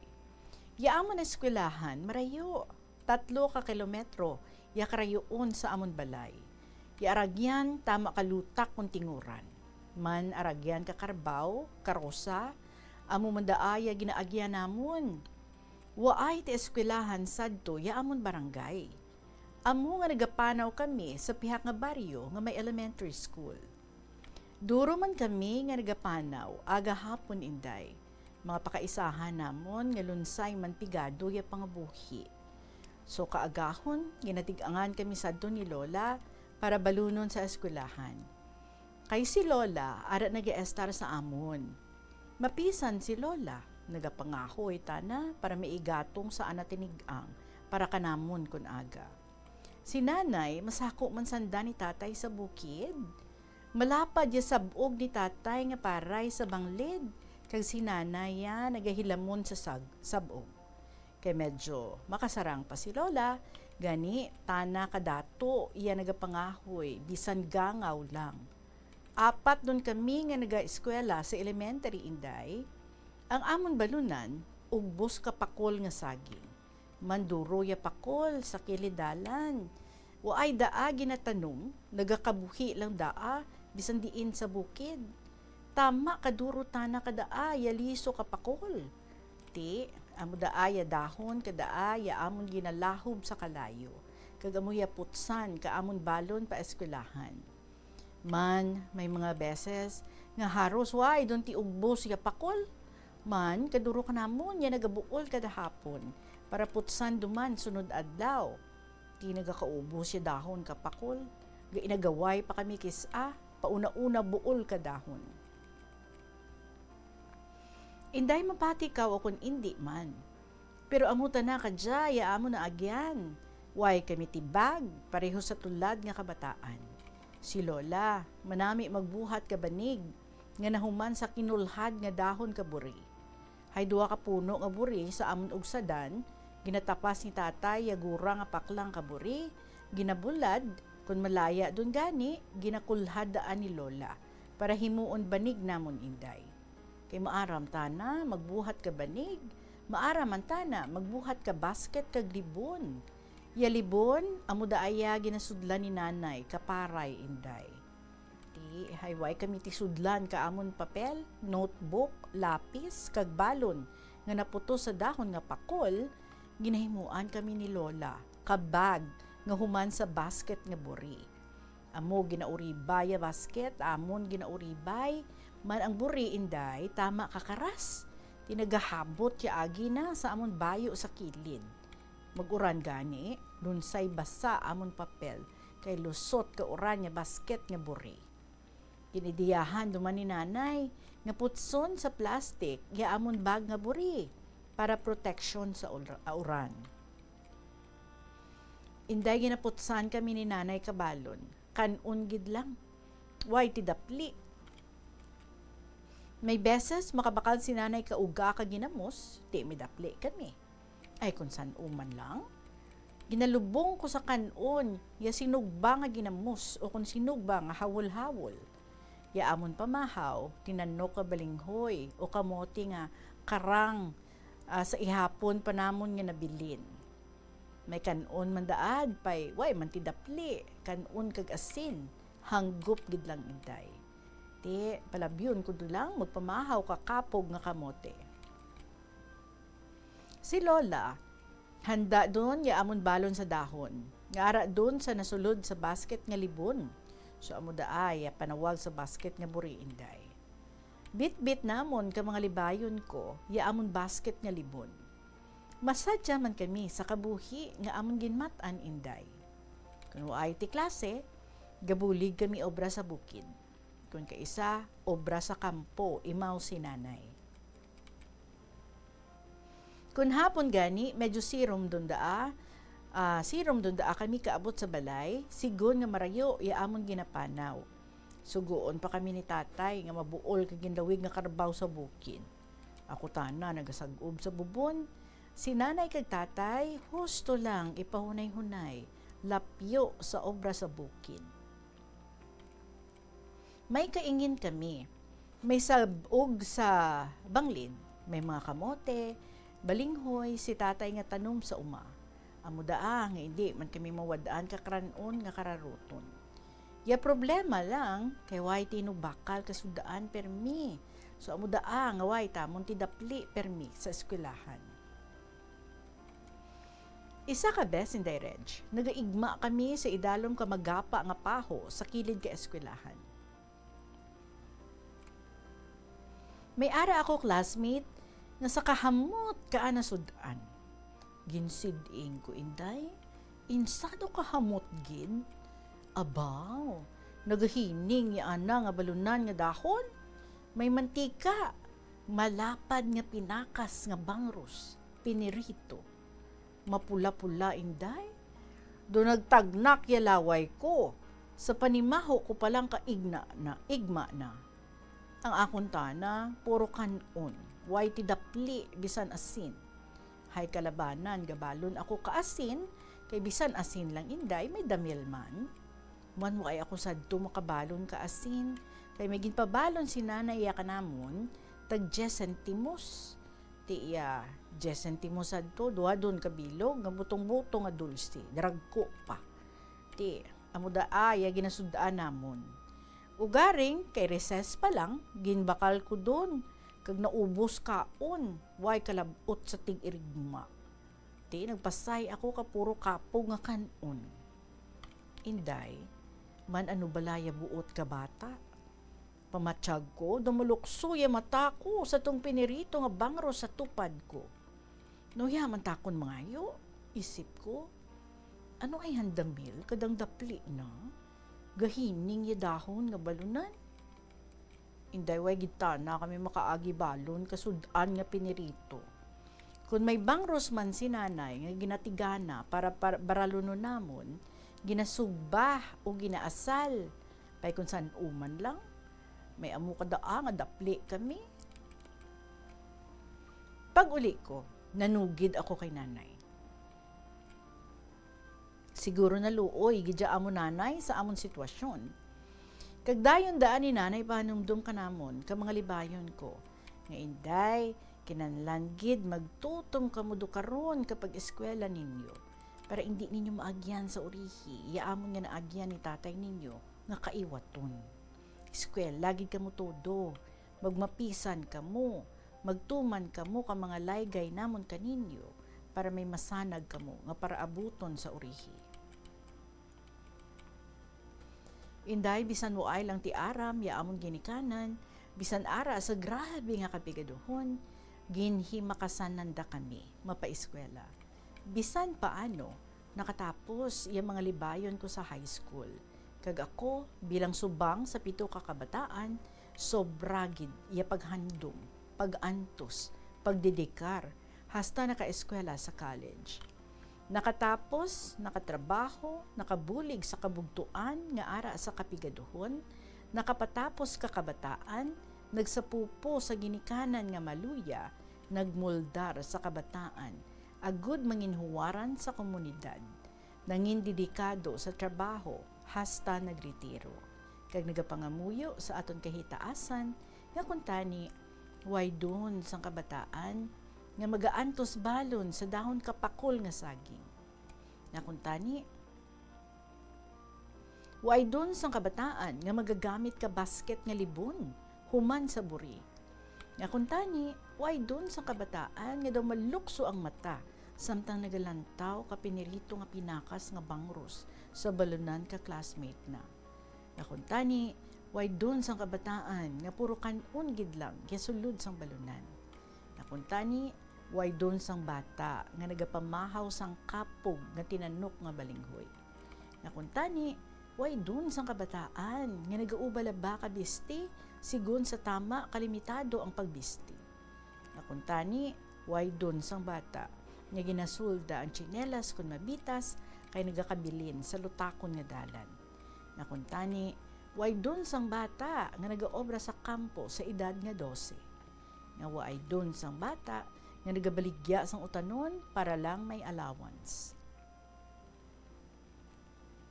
Gani inday, kung ang kabataan may kahadlok lang sa mahal nga Diyos. May handom nga kabutwa sa miserable nga pangabuhi, may paghimakas. May handom nga labuton ang kadalagan sa palaabuton, kuhay sang rason para may bata pa nga mag-aagi o maka-eksperyensya pa sang pareho kaakon inagihan sa kabuhi. Sa karon ninday, kontento dun ako nga nagapaabot kaakon pension sa gobyerno. Sa edad nga 61, nakatapos ang 3 ka kabataan. May anda dun nga permanente nga trabaho. May 3 dun ako ka mga apo. Kabay nga tauan pagid ako kakusog, mayad nga lawas para makaserbisyo pa ako bilang active nga katikista sa kabataan sa eskwelahan. Ang voluntaryo nga serbisyo bilang pasalamat sa mahal nga Ginoo sa mga grasya kag mayad nga lawas. Inday salamat gid sa imo pagbasa sang inagihan ko nga may hashtag ang balon sa dahon nga ginasulod sa basket nga libon. God bless sa imo Inday Reg kag sa imo panimalay. Sa gihapon, The Crying Mother from the Sugarlandia of Iloilo. Please pwede mo lang basahon kung adlaw nga Biyernes. Agud sigurado gid nga mabatian ko. Salamat.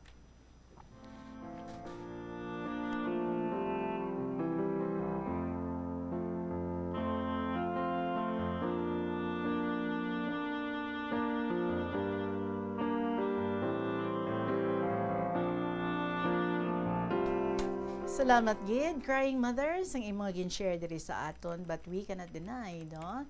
Nga bangod sa itong mga kaiwaton, kag mga kabudlay, nga inyong inagyan sa kabuhi, didto man kamo gin-shape, didto man kamo gin-forma, para nga mangin mabakod, kag para nga handumon, nga ma-improve ang inyong pagpangabuhi sa udihi. Kag kanami, isang inyong mga ginikanan, kay napuno gid kamo, no? Sang ilang paglaygay, sa ilang pagtuytoy, sa ilang pagpalangga, sa ilang pag-remind sa inyo nga you can do so much. Kag pwede nyo gid nga mabaylo ang path nga inyo nga maagyan, unlike sa ilang sa kaiwaton, no? Sa kabudlay sang ilang pagpangabuhi. And so that's why nga bangod sa mga namataan ninyo nga mga pagpangabudlay, ang balon ginaputo sa dahon nga pakol nga saging, tapos isulod sa bag nga libon. Kanami man, no? Because sang ina nga mga inagyan, naghandom kamo. Kag hindi lang basta gamay nga mga handom, kundi dalagko gid nga mga handom sa kabuhi. And ikaw especially, nalabot mo gid ang imong mga handom, so nalain mo gid ang path sang imong pagpangabuhi subong. More comfortable, kag mas masulhay para sa mga kabataan because kamo nagpaninguha gid sang imong husband. Just like also sang inyong mga kabataan, ang inyong mga ginikanan. But you know what, ha? Nami na sa mga appreciation sa mga native products naton, di bala? Ang mga libon nga ina, one time nakabaton ako, gift nga ang iyagin sudlan is libon. Tapos hinubutangan sang ribbon. Kaya kanami siya tulukon. I appreciate it. And also, sa mga weddings, ang ilagi na panghatag, mga native na. Mga muna ang asari, nga mga bag, ang inang ginaweave lang, tapos gamit, no? Ang aton nga mga produkto nga aton gid. Kag ang mga produkto nga mahimo out of those, mga outstanding man, kag kanami gid tulukon. Diba? So, thank you so much sa imo, The Crying Mother from the Sugarlandia of Iloilo for another story para sa amon sa sininga hapon sa Biyernes. Noted, Biyernes na gusto mo basahon ang imong mga stories. Sige. Alas 2:52, magapanubalik kita. Pagkatapos, ang pinaka-maimportante nga mga pahibalo. Manang risgo sang vitamin deficiencies nga nagatuga sang physical kag emotional changes. Santo sa isa ka scientific study, ang B vitamins ang importante agod nga mag-function ang body cells nga nagabulig sa metabolism, paghimo sang bago nga blood cells kag nagabulig sa pag-maintain sang healthy skin cells, brain cells kag body tissues. Magluwa sa supplements, lakip sa mga pagkaon nga bastante sa vitamins sa mo ang karne, whole grains, prutas, gatas, cheese kag mga ulutanon. Gabulig sa paglikaw sa nanuhay tuay nga balatian ang simple nga pagkaon sang citrus fruits kaangay sang pomelo nga puno sang powerful immune boosting antioxidant. Ang pomelo ang puno man sang lycopene, isa ka anti-inflammatory, anti-aging antioxidant nga nagapanami sang supat. Ang duga naman sang panit kag dahon sang pomelo ang natukiban nga makapatay sang cancer cells kag nagapalikaw sa paglapta sini sandig sa test tube studies. Yari ang mga importante kag praktikal nga mga pamaagi agud makakinot sang tubig. Sa kusina, magamit sang yahong ukon labador sa paghugas sang mga ulutanon ukon prutas. Magdesignar sang baso ukon water bottle agud gamiton sa bilog nga adlaw agud indi magsigi panghugas sini kada matapos ang pag-inom. Kung aksidente nga may nahulog nga ice o kunyelo, hindi ini pag-ihaboy. Sa baylo, ibutang ini sa mga masitera sang tanom. Kung may bilin man nga yelo o kung tubig sa baso nga ginimnan, tipunon ana ini sa balde, agud ibunyag sa mga tanom antes hugasan. Paano ba lamang kalikaw sa aksidente sa dalan? Iyari mga tips nga dapat tandaan sa tion nga nagamaneho. Una, likawan ang masaming nga pagsaylo sang linya. Ang swerving o kung pagsaylo sang lane sa isa ka delikado nga maneuver nga masabi ginatunaan sang bunggo anay. Kung himuon ini, siguraduhon nga may bastante ang oras kag espasyo. Ikaduha, i-check ang blind spots. I-check ang mirrors kung clear ang alagyan. Magbalikid o kung maglantaw sa nagaagi sa ibang nga anggulo.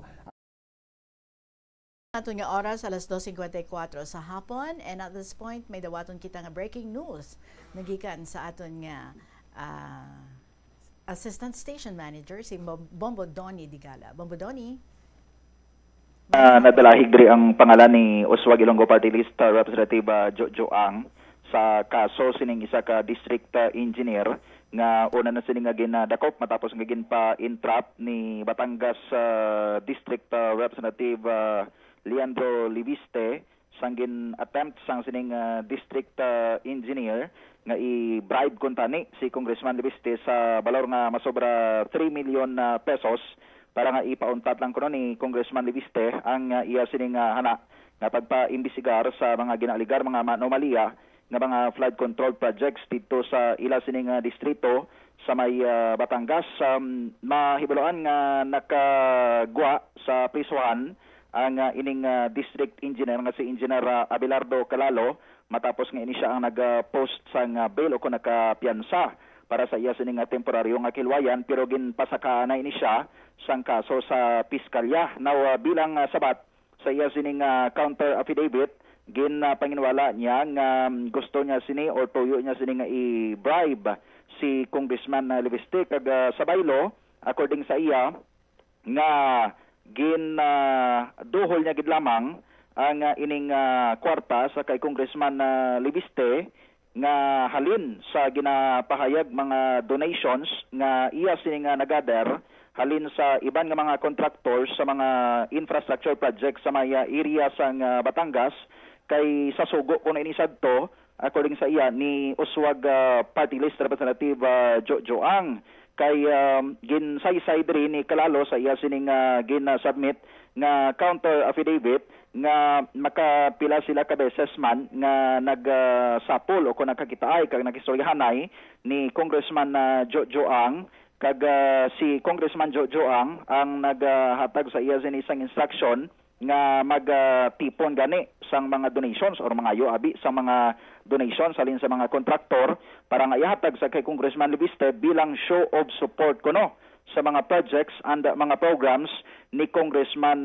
Liviste. Pero sa dako nga kakibot sining ni Engineer Calalo nga sang katapusan sila nga nakaisoryahanay adtong nagatubangay na sila ni Congressman Liviste ini siya ang gindakop na sa mga otoridad kay ang natabo gali entrapment operation bangod sa sining tuyo niya kuntani nga pag-bribe sa kay Congressman Libiste, pero siling ni Engineer Calalo wala iya sang may natabo nga entrapment kundi ang natabo instigation. Kay kun entrapment kuno bot silingon sina ang isabi ka suspitsado nga may ara sang malain sining tuyo ti amona dakpon siya sa mga otoridad. Pero in this case, instigation ang natabo kay why siya kuno sang intensyon nga i-bribe ining si Congressman Libiste, pero daw kasubong nga gin-lead siya ni Congressman Libiste, si Congressman Libiste ang nag-initiate nga tagaan siya sang kwarta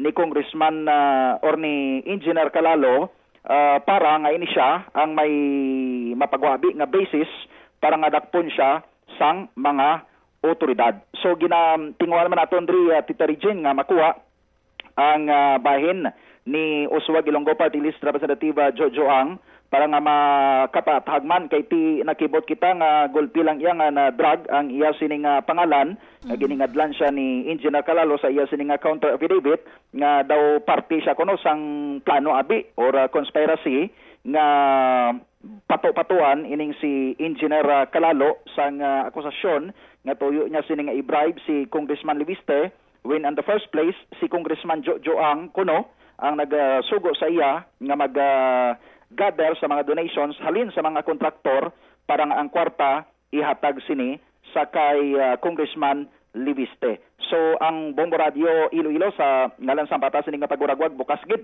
sa kay Congressman Jojo Ang nga maka-airman sa iya sining side sa kun ano kamatuod ang ining akusasyon sa iya ni Engineer Calalo nga naka-saysay didto sa iya nga gin-sumitar nga counter affidavit Tita Reg.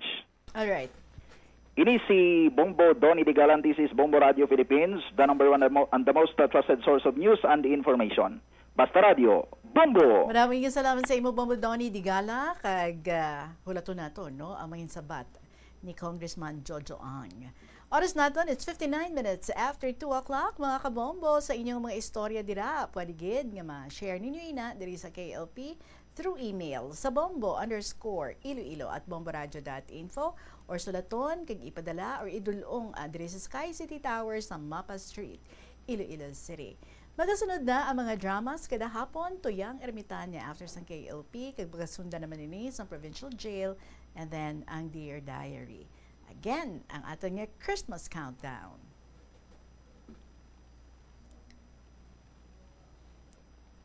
Christmas is a time for sharing, giving gifts for everyone.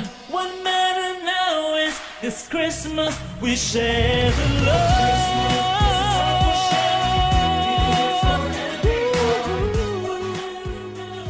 This Christmas we share the love. Giving gifts for everyone.